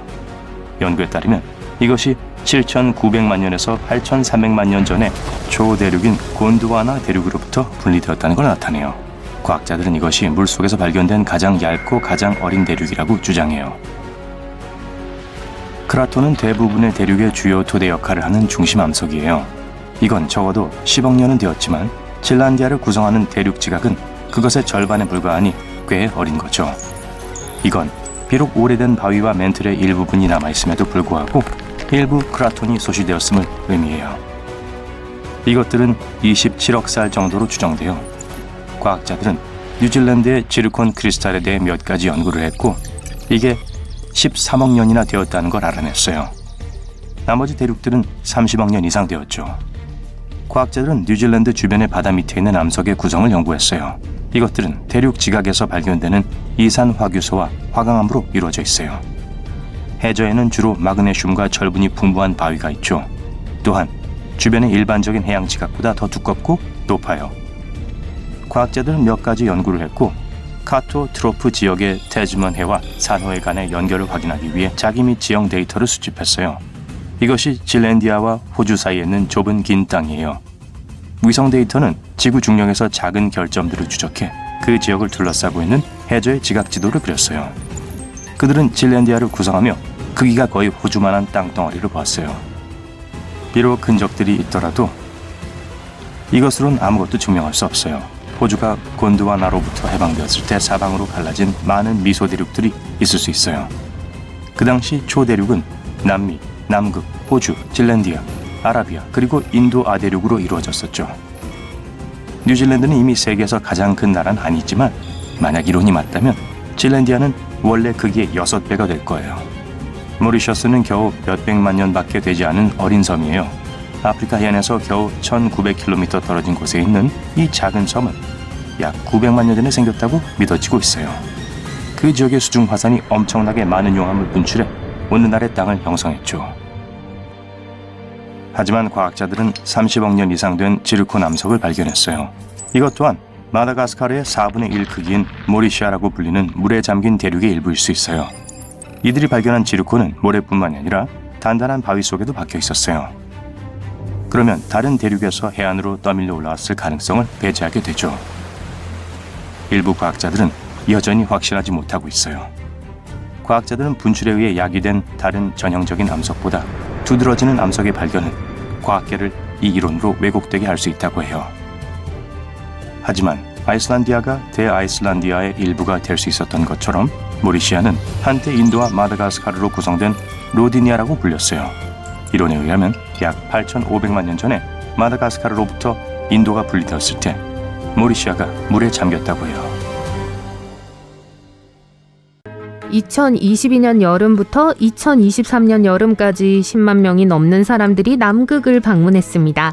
지구에서 가장 높고 가장 건조하며 바람이 가장 많이 불고 아마도 가장 위험한 대륙일 거예요. 하지만 사람들은 재미로 남극에 가는 걸 좋아해요. 그리고 관광객 수는 계속 증가하고 있어요. 대부분의 방문객은 유람선을 타고 온화하고 접근성이 좋으며 야생동물이 풍부한 남극반도에 정박합니다. 보통 필데스베이에서 하선해서 풍선보트를 타면 빙산, 혹등고래, 펭귄, 범고래를 가까이에서 볼 수 있어요. 카약을 타거나 헬리콥터를 타고 새하얀 풍경을 감상할 수도 있습니다. 좀 더 모험을 즐기고 싶은 분들을 위해 스카이 다이빙이라는 또 다른 종류의 관광 액티비티가 있습니다. 하지만 스스로의 안전을 위해 시도하지 않는 것이 좋아요. 강인한 심장을 가진 사람이라면 7번째 대륙의 장엄함 속으로 자유낙하하는 것은 일생에 단 한 번뿐인 진정한 경험이에요. 하지만 극소수의 사람들만이 그곳에 뛰어들 수 있는 기회를 얻게 돼요. 이 경험을 제공하는 회사들조차도 정말 진짜 경험이 많은 스카이 다이버들만 할 수 있다고 말해요. 그도 그럴 것이 전문가들에게도 이 놀라운 모험이 쉽게 비극으로 변할 수 있어요. 1997년 12월에 6명의 남성에게 일어난 일처럼요. 스릴 넘치는 점프가 되어야 할 순간이 단 30초 만에 생존을 위한 싸움으로 바뀐 거예요. 이 그룹은 미국인 3명, 노르웨이인 2명, 오스트리아인 1명으로 구성되었으며 모두 경험이 풍부한 스카이다이버였어요. 그중 1명은 공군 대위 출신으로 약 750회의 점프 경력을 가지고 있었습니다. 이들에게 남극에서의 스카이다이빙은 그저 편안한 취미생활이거나 자유의 극치를 경험할 수 있는 기회로 느껴졌을 거예요. 여정의 첫 번째 부분은 순조롭게 진행되었습니다. 그들은 남극에 위치한 베이스 캠프인 패트리어트 힐스의 날씨가 개는 것을 보기 위해 칠레에서 4일을 기다려야 했어요. 그래서 그들은 그냥 호텔에서 쉬면서 중요한 날을 기다렸습니다. 미국인과 오스트리아인 스카이다이버는 어떤 기록을 세우고 싶었습니다. 남극을 뛰어넘은 최초의 사람들이 아니었기 때문에 그들은 색다른 시도를 하기로 결정했어요. 그들 중 1명이 각자 단독으로 점프하는 대신 하늘에서 4방향 대형을 만들어 상대적인 작업을 시도해보자고 제안했죠. 사람들이 서로 팔과 다리를 잡고 점프하는 거예요. 모두 동의했습니다. 모든 것이 계획대로 진행되었다면 세계 신기록을 세울 수 있었을 거예요. 안타깝게도 그런 일은 일어나지 않았습니다. 12월 3일 드디어 남극으로 날아가 엘스워스 산맥을 배경으로 밝은 색의 텐트가 자리 잡은 패트리어스 힐스 캠프에 머물게 되었습니다. 그곳은 여름이었기 때문에 생각만큼 춥지는 않았습니다. 섭씨 영하 10도 정도의 기온이었어요. 서로를 잘 모르는 그룹이었지만 금세 친한 친구처럼 친해졌어요. 결국 그들은 인생 최고의 시간을 보내고 있었고 모두 스카이다이빙에 대한 열정을 가지고 있었습니다. 비행기를 기다리는 동안 그들은 옷을 갈아입고 서로의 장비를 4번 이상 확인했어요. 그리고 시간이 되었습니다. 비행기에 탑승한 이들은 북극 2438m 상공까지 올라갔고 그중 일부는 산소가 필요했습니다. 일반적으로 그 높이에서는 산소가 필요하지 않지만 이곳은 남극입니다. 땅 자체는 이미 해발 2743m가 넘습니다. 따라서 이 시점에서 그들은 실제로는 공기가 희박한 5182m 이상에 있었어요. 산소가 부족해지면 사고력, 시야, 반응 속도에 문제가 생길 수 있어요. 공기가 희박하면 저항이 줄어드는 또 다른 문제가 발생해요. 더 빨리 떨어지고 기동할 수 있는 시간이 줄어들어요. 하지만 하늘 위에서는 너무 흥분한 나머지 남극 스카이다이빙의 위험성을 제대로 깨닫지 못했을 거예요. 돌이킬 수 없었습니다. 출구 지점에서 그들은 모두 뛰어내렸고 시속 322km의 속도로 얇고 차가운 공기를 뚫고 떨어졌습니다. 자유낙하 중에는 섭씨 영하 73도까지 떨어지는 기온에 직면했을 수도 있습니다. 이들은 손과 발을 연결해 하늘의 모양을 만들며 기록 경신을 눈앞에 두고 있었습니다. 하지만 뭔가 잘못됐어요. 미국인 중 1명인 마이클 컨스는 기준점이 없어 방향 감각을 잃었습니다. 나무나 건물이 보여 위쪽인지 아래쪽인지 알 수 있는 도시에서 점프하는 것과는 달리 남극은 완전히 달라요. 수천 킬로미터에 걸친 공허한 뿐이죠. 햇빛, 눈, 얼음이 모두 어우러져 모든 것이 새하얗게만 보입니다.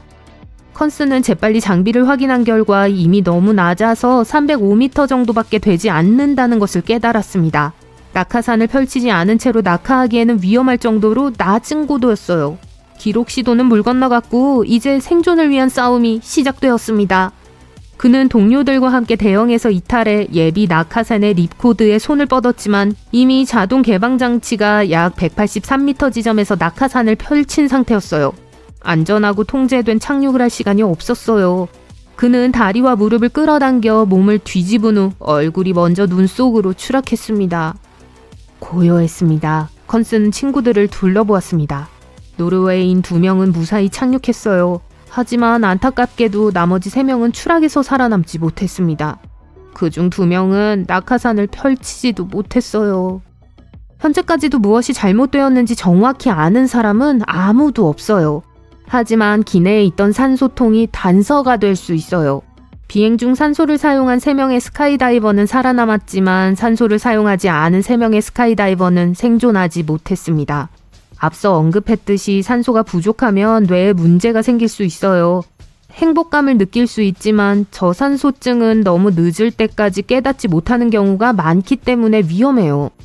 자유낙하하는 동안 컨스는 동료들에게 뭔가 잘못되었다는 경고를 하려고 했어요. 그는 손을 흔들었지만 동료들은 그저 그를 돌아보고 미소만 지으며 계속 나아갔습니다.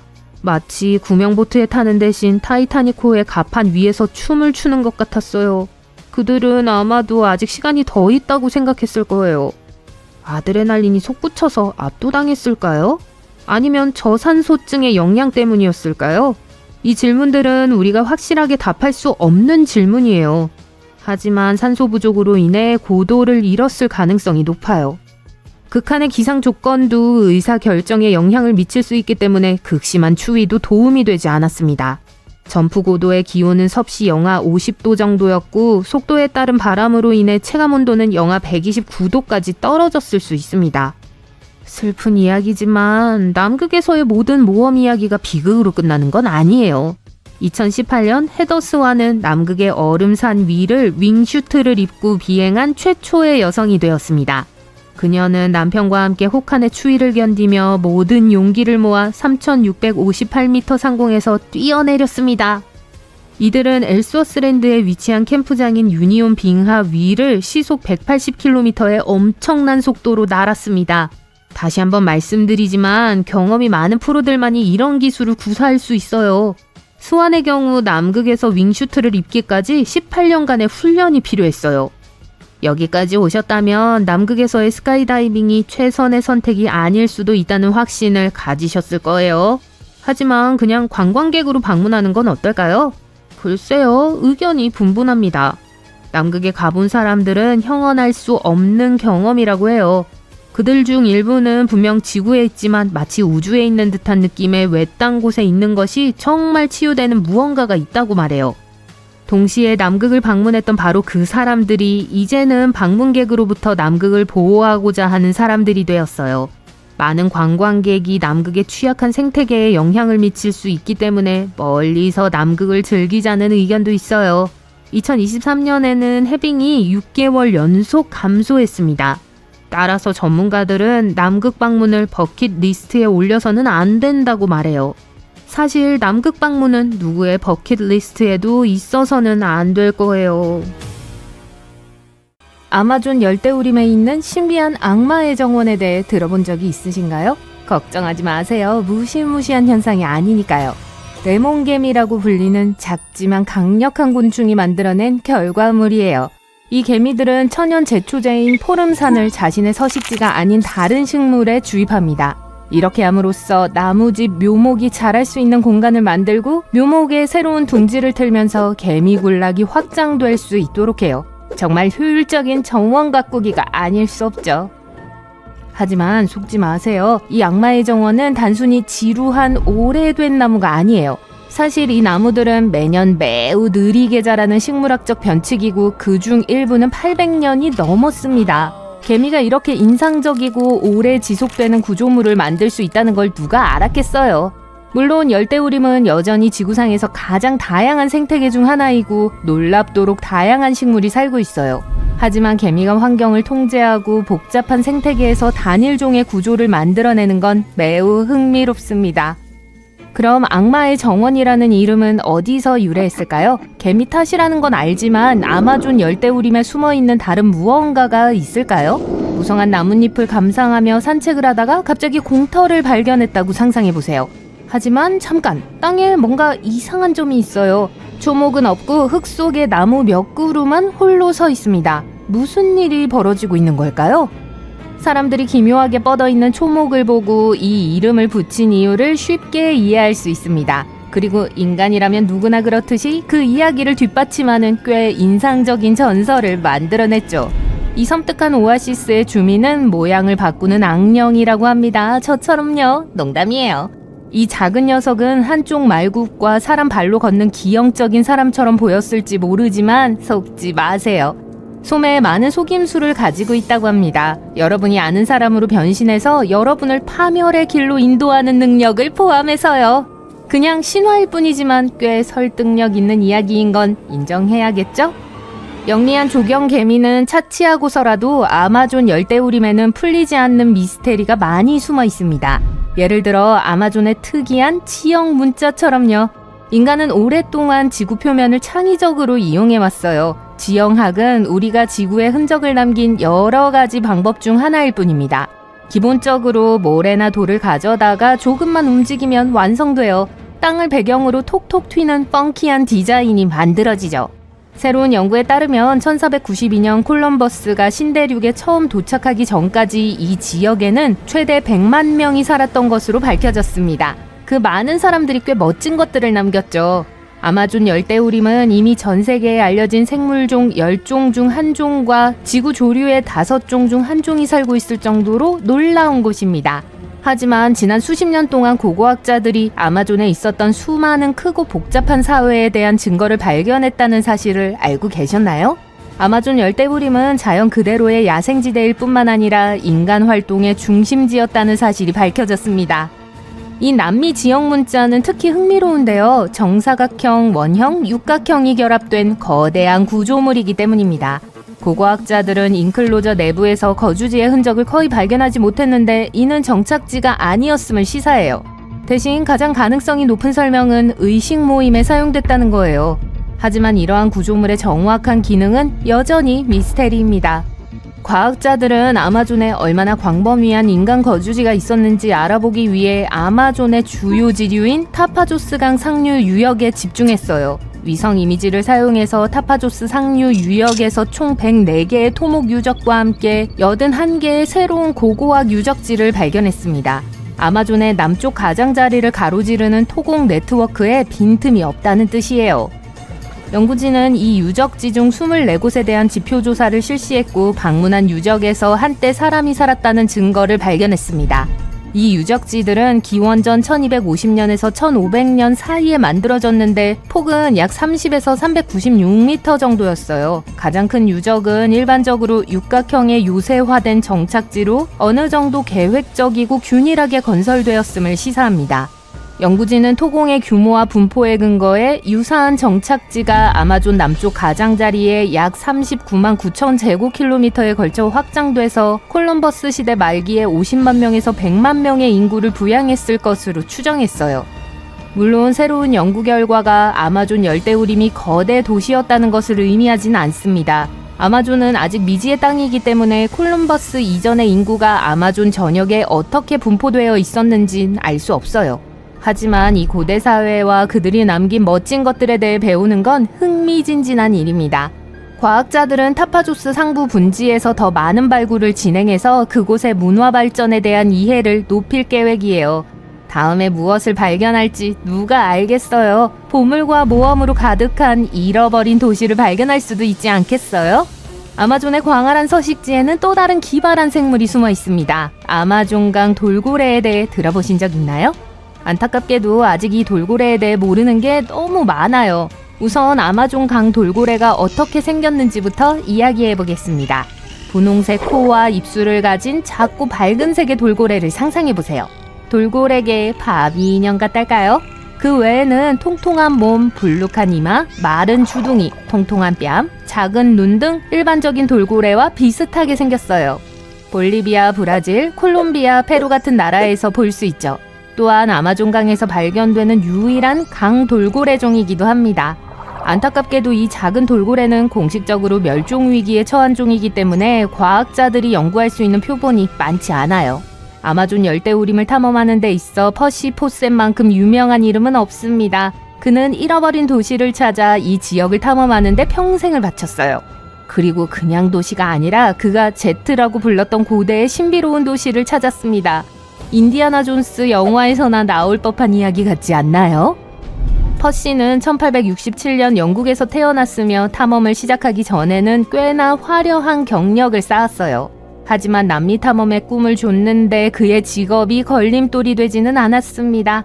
실제로 그는 1906년부터 1924년까지 7차례에 걸쳐 아마존 탐험에 나섰고 매번 제트의 비밀에 한 걸음씩 가까워졌어요. 이제 아마존 열대우림의 규모에 대해 좀 이야기해 볼게요. 새삼 정말 거대하다 싶은데요.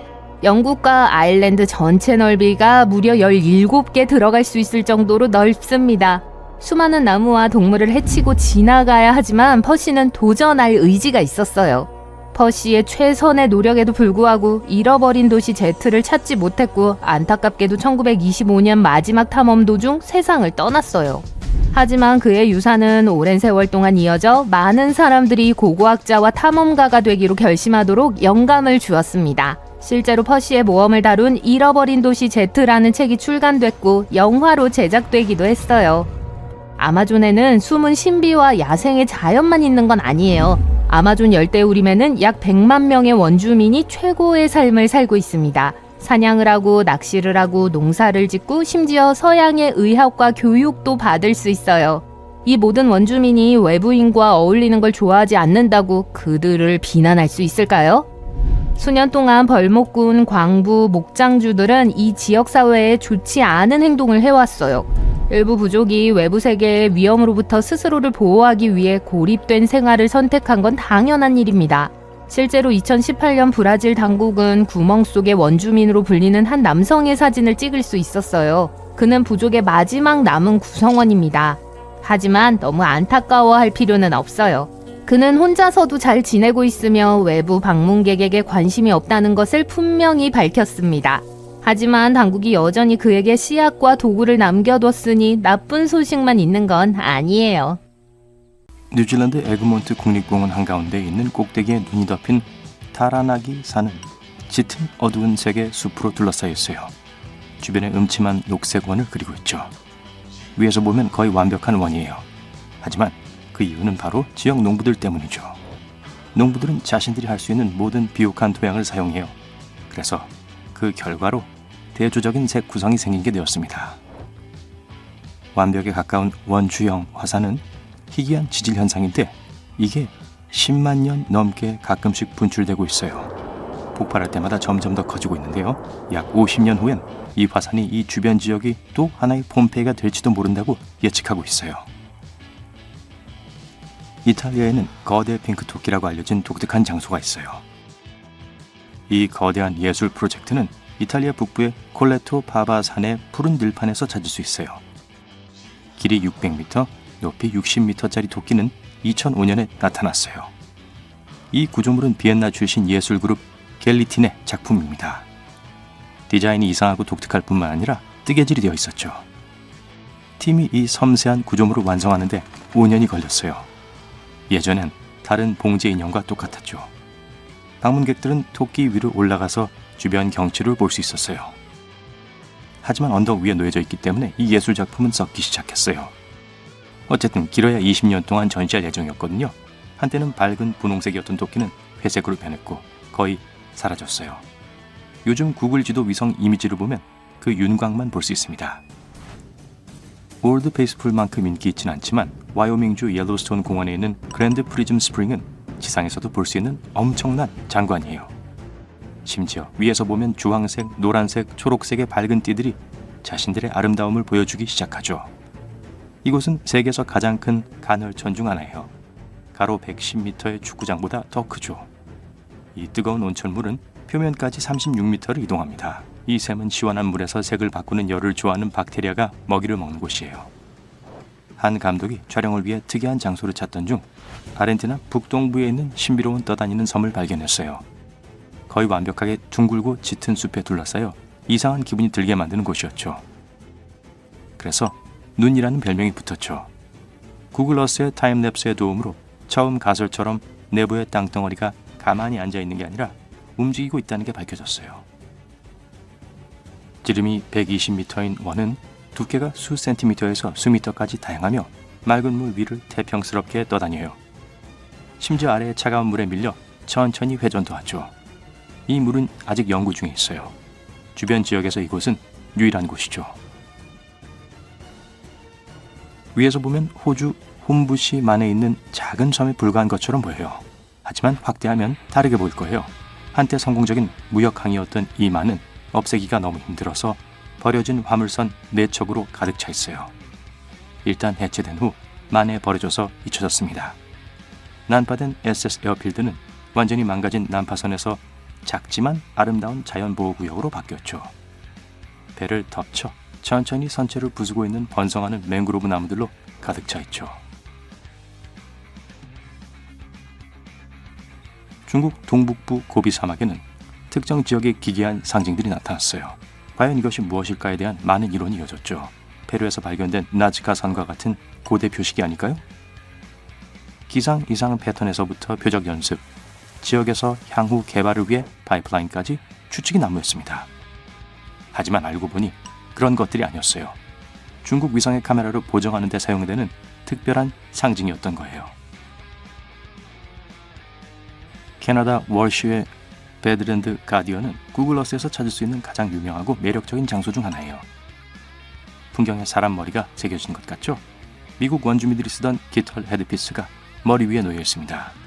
이 얼굴에 이어폰도 있는 걸 보니 상당히 모던한 디자인인 것 같은데요. 안타깝게도 끝에 석유 굴착 장치가 있는 도로일 뿐이에요. 지상에서 보면 모든 게 그렇게 인상적이진 않아요. 계절에 따라 변하는 그냥 다른 노출된 암벽과 똑같아 보여요. 하지만 이 현상은 파레이돌리아 효과에 지나지 않아요. 구름에서 물체를 발견할 수 있는 것과 같은 효과죠. 호수 속의 섬 안에 있는 호수 속의 섬 안에 있는 호수 속의 섬은 말하기도 어렵네요. 하지만 이 장소 자체는 구글 어스에 의해 아름답게 포착되었어요. 벌칸 포인트라고 이름 붙여진 작은 섬은 화산섬이라고 불리는 섬에 있는 분화구 호수 안에 있는데 이게 필리핀 루소네탈 호수라고 불리는 호수 안에 있습니다. 여긴 세계에서 유일하게 안에 섬이 3개 있는 것으로 밝혀진 2개의 호수 중 하나예요. 탈 화산은 여전히 활동 중이에요. 그리고 분화구 내부의 큰 호수 때문에 화산 쓰나미의 위험이 있어요. 이것은 폭발 후 호수에 떨어진 잔해 때문에 유발될 수 있어요. 이것으로 분화구 측면으로 흘러내리는 파도가 만들어질 수 있어요.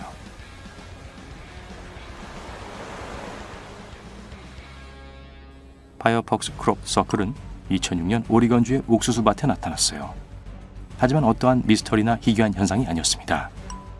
브라우저의 5천만 번째 다운로드를 기념하여 오리건 주립대학인 리눅스 유저들이 거대한 로고를 만든 거였어요. 이건 4,180평방미터보다 더 컸죠. 팀 멤버들은 거의 완벽한 원을 그리며 모든 줄기를 발로 밟았습니다. 2주의 치밀한 계획 끝에 24시간 내에 완성되었어요. 마지막 원은 지름인 60m가 넘었고 도로에서는 완전 보이지 않았어요. 하늘에서만 감상할 수 있었죠. 가장 아름답고 밝은 푸른 연못은 유타주 모압 근처의 인트리피드 탄산칼륨 광산에서 볼 수 있어요. 대부분의 탄산칼륨은 내륙해나 호수가 마를 때 사막 지역에서 형성됩니다. 물이 증발하면서 포타슘염 퇴적물을 남기죠. 대부분의 증발 연못은 색이 붉어요. 하지만 어떤 염료가 이 특정한 곳에 첨가됩니다. 어두운 물은 더 많은 햇빛과 열은 흡수하고 증발 과정을 가속화시킵니다. 이렇게 하면 염분이 훨씬 더 빨리 남아요. 이 연못의 멋진 공중 조망은 덤이에요.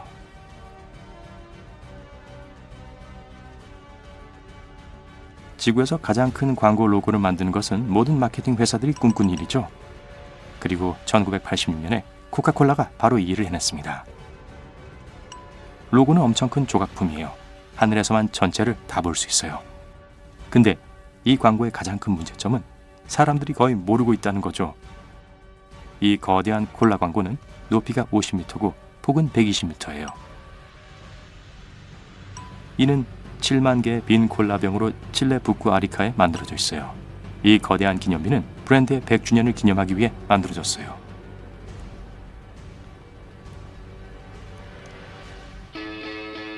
이런 크기의 기타는 엄청난 높이에서만 감상할 수 있어요. 이 특이한 모양의 숲은 아르헨티나 pampas 지역의 코르도바 남쪽에 있어요. 기타의 숲으로 알려진 이곳은 0.8km 이상 뻗어 있어요. 또 7,000그루 이상의 상록수와 유칼립투스 나무가 있죠. 74세 아르헨티나 농부가 자녀들의 도움으로 이 땅을 마법의 땅으로 바꿔놓았어요. 이 모든 일은 모두 사랑하는 아내에게 경의를 표하기 위해서였죠.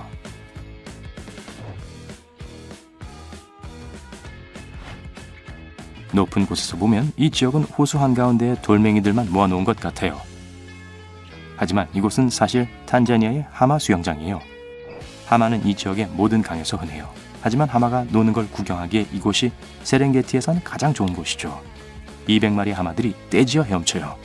물속을 휘저으며 넓은 행동 반경을 자랑합니다.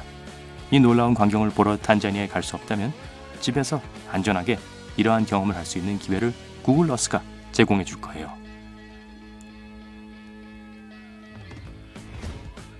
세상에는 큰 수영장이 많이 있어요. 그리고 칠레 산티아고 외곽에 있는 휴양지인 산 알폰소 델 마르의 수영장이 있어요. 공식적으로 만들어진 세계 최대 규모의 수영장이죠.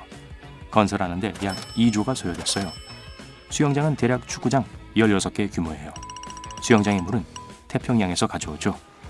거대한 수영장을 깨끗하게 유지하기 위해 하루에 여러 번 걸러서 처리가 되어요. 또 큰 유리 피라미드 안에는 소금물 수영장이 있어요. 수영장 안에 있는 수영장에서 수영하고 싶다면 말이죠. 저 헷갈려요.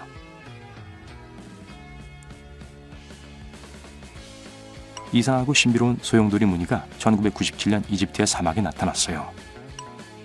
이 디자인이 구글 어스에서 처음 발견되었을 때 이게 대체 무엇인지에 대한 약간의 파문이 일었어요.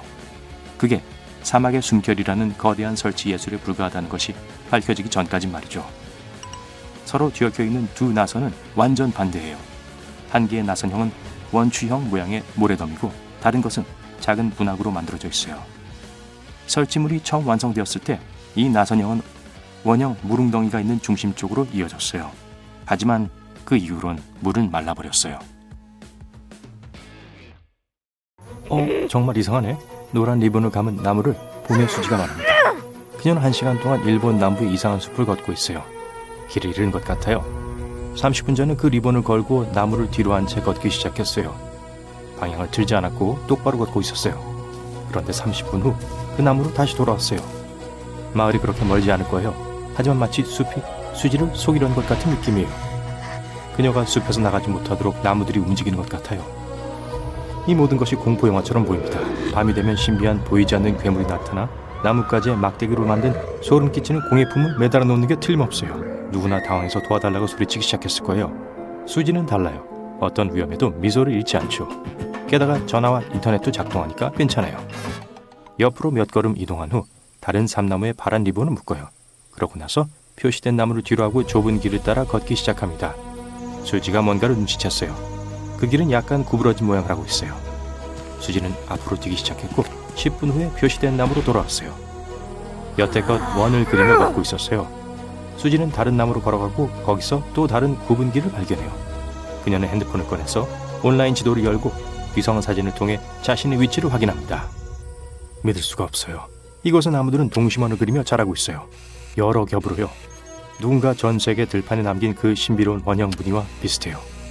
충격을 받은 수지는 구독자들에게 이상한 자연 이상 현상을 발견했다고 알리기 위해 휴대폰으로 자신의 모습을 녹화합니다. 촬영하는 동안 누군가 웃는 소리가 들려요. 옆에서 어떤 남자가 웃고 있어요. 그는 수지가 이 숲에 대해 심각하게 말하는 걸 재밌어해요. 그는 여기에 이상 현상 같은 건 없다고 말합니다. 사람들이 나무를 원형으로 심은 거예요. 1973년 사람들은 일부러 그런 방식으로 삼나무를 심었고 10개의 녹색 동심원을 만들었습니다. 이런 원형 조건에서 나무들이 어떻게 자라는지 알아내기 위한 실험의 일환이었어요. 그건 실험 임업이라고 불려요. 나무들이 볼록하게 자라기 시작했고 대층적으로 퍼져나갔어요. 이건 나무 사이 틈새의 크기가 나무의 성장에 영향을 미친다는 걸 증명했습니다. 처음 계획에 따르면 나무는 베어질 예정이었어요. 하지만 그곳은 관광객들과 현지인들 사이에서 인기를 얻었어요. 사람들은 드론을 이용하여 아름다운 사진을 찍고 이 작은 미로의 원형기를 산책하는 걸 좋아해요. 수지는 조금 화가 났어요. 그녀는 구독자들에게 이건 신비한 현상이 아니라고 알립니다. 나무에 대해 수지에게 말해준 그 남자는 폴란드에 있는 신비로운 뒤틀린 숲을 방문하라고 제안해요.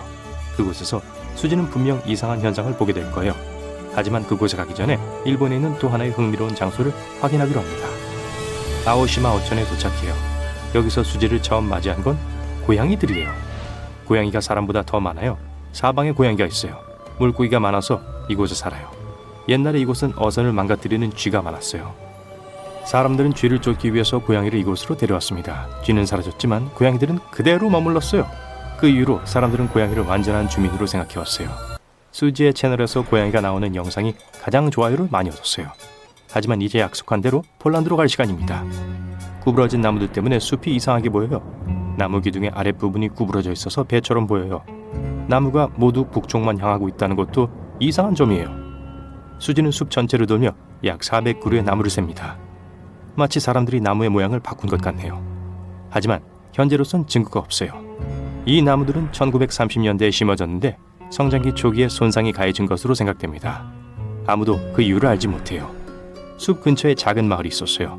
그 마을 주민들은 비밀을 알고 있었을지도 몰라요. 하지만 안타깝게도 그 마을은 70년 전에 파괴됐어요. 이 미스테리의 열쇠도 함께 사라졌죠. 물론 과학자들은 가설이 있었지만 모두 빠르게 반박됐어요. 아마도 이 구부러진 모양은 유전적 이상이 원인일 거예요. 지구의 다른 숲에도 비슷하게 틀어진 기둥을 가진 나무들이 있어요. 하지만 이 숲 나무들의 곡선은 너무 완벽하고 깔끔해 보여요. 마치 예술가가 작업한 것 같아요. 이것은 환경으로부터 무언가가 나무에 영향을 끼쳤다는 것을 암시합니다. 비슷한 나무들이 전 세계에서 발견되지만 어쩌다 하나일 뿐 이렇게 무리를 지어 자라진 않아요. 매년 나무 위에 눈이 내려요. 혹시 눈의 무게 때문에 나무가 휘어진 걸까요? 그렇다면 왜 아랫부분만 변형됐을까요? 왜 숲의 다른 나무들은 평범한 모습이죠? 또한 이 나무들이 왜 북쪽을 가리키는지에 대한 설명도 없어요. 무슨 목적이 있을까요? 가장 그럴듯한 이론은 지역 농부들이 가구와 선박 제조를 위한 장식을 만들기 위해서 나무 모양을 바꿨다는 거예요. 예를 들어 그런 나무로 바구니를 만들기가 더 빠르고 쉬워요. 그리고 나무의 성장을 조작하는 것은 미국 몇몇 고대 부족들 사이에 흔한 관행이었습니다. 그들은 숲에서 항해와 통신을 위해 나무 기둥을 변형시켰어요. 모두 흥미롭긴 하지만 이제 수지는 무서운 곳을 방문하려고 합니다. 구독자 중 한 명이 그녀에게 소름 끼치는 숲 한 곳을 방문하라고 조언해요. 이곳은 멕시코시티 중심에서 남쪽으로 27km 떨어진 섬에 위치해요. 수지는 작은 배를 타고 왔어요. 땅을 밟자마자 핸드폰으로 생중계를 해요. 섬 곳곳 나무에 걸려있는 인형들을 녹화합니다. 인형들은 각기 다른 옷을 입고 있고 크기와 얼굴도 달라요. 나무마다 소름 끼치는 인형이 수십 개씩 걸려있어요. 비와 뜨거운 태양이 인형의 얼굴을 변형시켰어요. 이끼와 녹색으로 덮여있고 섬뜩할 정도로 무서운 형태를 띠고 있어요. 인형들이 밤마다 살아난대요. 확인해볼래요? 라고 구독자 중 한 명이 묻습니다. 문제없어요. 수지가 동의해요. 해가 지평선 아래로 지고 숲에 어둠이 내립니다. 수지는 나무 사이를 걷고 있어요. 달빛이 길을 비춰요. 수지는 몸을 따뜻하게 하려고 불을 피웁니다. 그때 이상한 소리가 들려요. 언뜻 무언가 움직이는 게 보여요. 전화기가 꺼져요. 올려다보니 불빛에 비친 인형 하나가 수지를 향해 고개를 돌립니다. 수지는 비명을 지르고 도망가요. 물론 인형은 움직이지 않았어요. 인형 머리 뒤에 작은 새가 앉아있는 게 보여요. 며칠 후 수지는 멕시코시티 주민 한 명이 50년대에 그 섬으로 이주해서 인형으로 섬을 가득 채웠다는 걸 알게 됩니다. 그는 섬 주변의 쓰레기 매립지와 운하에서 인형을 수집했어요. 수년에 걸쳐서 모든 나무를 장식했어요. 처음에 그것은 관광객들에게 낯설고 흥미로워 보였습니다. 그러다 인형이 오래되고 썩기 시작하면서 이곳은 더욱더 사람들의 관심을 끌게 됐어요. 그가 인형에 집착하게 된 이유에 대해선 여러 가지 전설이 있어요. 좋아요. 수지는 이런 미스터리하고 소름 끼치는 장소는 충분히 봤어요. 이제 자연에 의해 만들어진 장엄한 경치에 감탄하고 싶어요. 수지는 캘리포니아의 세콰이아 국립공원에 도착합니다. 세계에서 가장 큰 나무들이 자라는 곳이죠. 세계에서 가장 큰 나무인 자이언트 세콰이아를 보고 입을 다물지 못해요. 나무의 이름은 제너럴 셔먼이고 나이는 약 2000살이에요. 이 나무의 부피는 올림픽 수영장의 거의 절반 크기입니다. 나이에도 불구하고 이건 가장 오래된 나무가 아니에요. 이 공원엔 3000년 된 삼나무가 있어요. 세계에서 가장 키가 큰 나무가 이곳 캘리포니아에서 자랍니다. 세콰이아과에 속하는 미국 삼나무예요. 하이페리온이라고 불리고 그 높이는 115m에 달합니다. 이건 에펠탑 높이의 3분의 1이에요. 그 나무 꼭대기에서 보는 경치가 어떨지 상상해보세요. 지금 수지는 마다가스카르 섬에 있습니다. 독특한 바오밥 나무를 보러 갈 거예요. 마치 무언가가 나무들을 땅에서 뽑아내서 뒤집은 후 다시 땅에 밀어넣은 것처럼 보여요. 바오밥은 세계에서 가장 아름다운 나무 중 하나입니다. 대부분은 여기 바오밥 나무 거리에 있어요. 하지만 호주와 남아프리카에서도 볼 수 있어요. 바오밥 나무 기둥은 스펀지 같아요. 장마철에 확장하고 수분을 흡수해요. 코끼리들은 이 물을 마시길 좋아해요. 갈증을 해소하기 위해 나무 기둥 부분을 뜯어 씹어요. 밤에는 바오밥에 꽃이 핍니다. 꽃은 신우유 냄새가 나고 박쥐들을 유혹해요. 하지만 가장 흥미로운 사실은 바오밥 나무가 수명을 다한 후에도 다른 나무들처럼 말라붙어 쓰러지지 않는다는 점이에요. 그 자리에 부서져서 작은 나무 조각 더미를 남깁니다. 다른 많은 기이한 인터넷 발견과 마찬가지로 이 모든 것은 레딧에서 기이한 숲 디자인에 대한 믿기 힘든 게시물로 시작되었습니다. 구글어스를 둘러보고 역사 도구를 사용해 황량한 계곡에서 울창한 녹색 나무 농장으로 가득한 인구 밀집 지역으로 변모하는 장대한 변화를 살펴보세요. 현재 우루과이에는 약 11,000평방킬로미터의 인공숲이 있습니다. 이를 설명하자면 4,000평방미터를 걷는 데 걸리는 시간은 속도에 따라 다르지만 약 15분에서 20분 정도 소요됩니다. 이 우루과이의 인공숲을 걷는 데는 평생을 보낼 수도 있어요. 그렇다면 이 숲은 어떻게 생겨났고 어떻게 이 정도 규모에 도달했을까요? 이전에 숲이 없던 지역에 나무를 심는 조림이라는 과정이 있습니다. 이는 우루과이의 산림 면적을 늘리기 위한 대규모 계획의 일환으로 시행되었으며 그 결과 우루과이는 현재 연간 20억 달러 상당의 목재 펄프를 수출하고 있습니다. 천연림은 국토의 5%에 불과하지만 인공림은 6%를 차지할 정도로 큰 비중을 차지하고 있어요. 이 숲의 또 다른 멋진 점은 원래 우루과이에서 볼 수 없었던 특별한 나무가 있다는 거예요.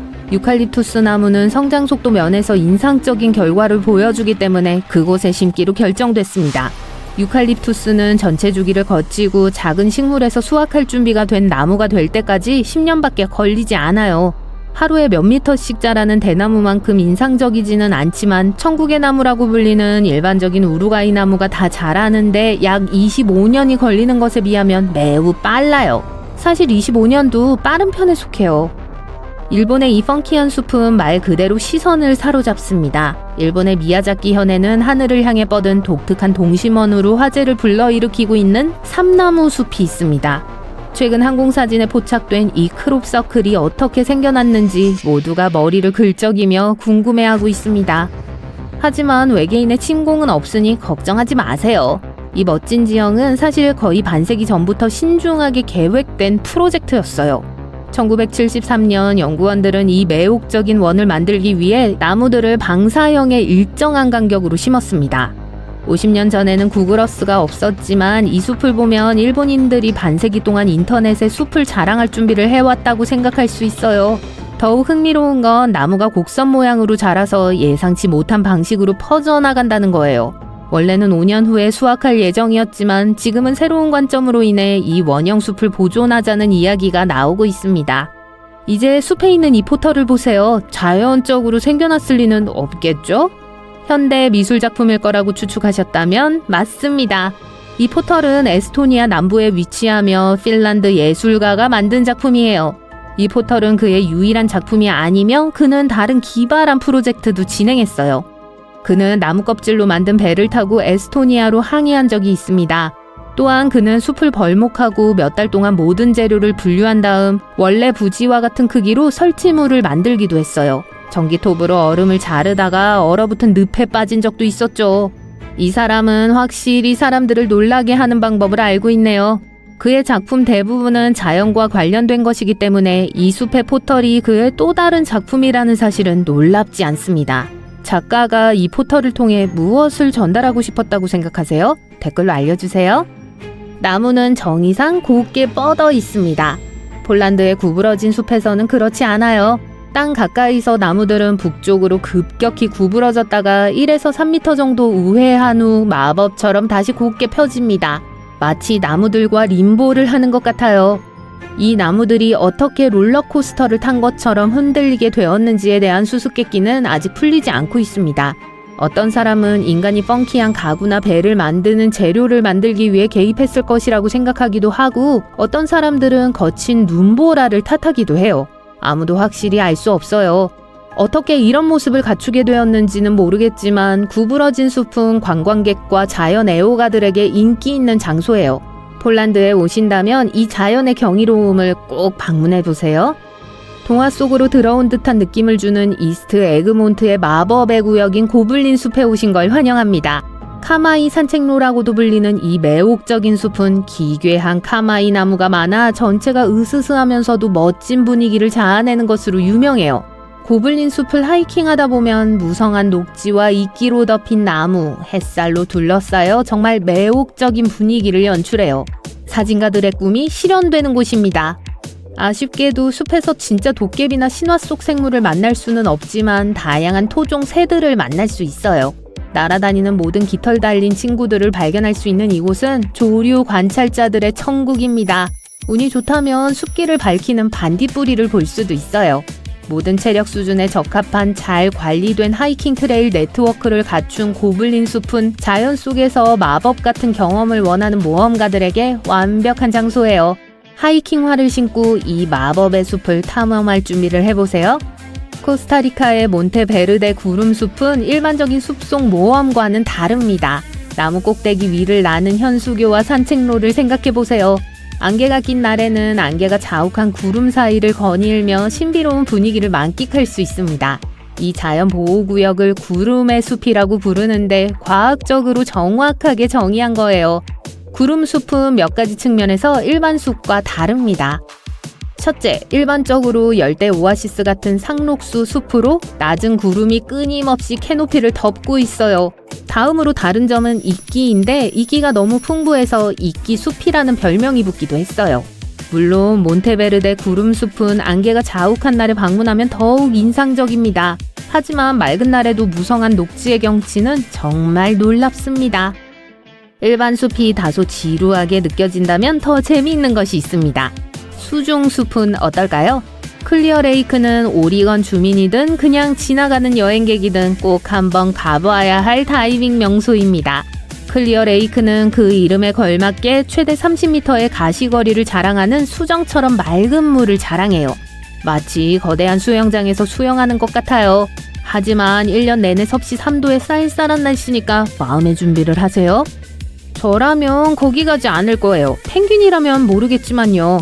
이 호수는 3000년 전 화산 활동으로 강이 방향을 바꾸면서 형성되어 오늘날에도 수중에서 우뚝 서 있는 고대 나무를 보존하고 있는 역사로 인해 특별합니다. 수중숲이라고 불리는 이 구간에서는 수중 깊은 곳에서 고대 나무를 만날 수 있어요. 수중숲 산책, 정말 멋지게 들리지 않나요? 마다가스카르에는 숲이 아니라 나무로 이루어진 가로수길이 있습니다. 하지만 나무들이 너무 웅장해서 이 길은 실제 숲과 견줄 수 있을 정도예요. 바로 이 멋진 거대한 바오밥 나무들입니다. 약 30m 높이로 우뚝 솟은 20그루에서 25그루의 거대한 바오밥 나무가 약 260m 길이의 도로에 늘어서 있다고 상상해보세요. 높이만 놓고 보면 마치 이 골목에 리오의 그리스도 동상이 가득 차 있는 것과 같습니다. 키가 2m인 사람도 이곳에서는 작아진 느낌일 거예요. 7km만 더 가면 사랑 이야기처럼 꼬불꼬불하게 자란 2개의 바오밥 나무, 바오밥 아무르를 만날 수 있습니다. 전설에 따르면 이 바오밥 나무는 함께하기를 꿈꾸던 두 연인의 불가능한 사랑을 상징한다고 해요. 이제 그들은 영원히 얽힌 채 그곳에 서 있습니다.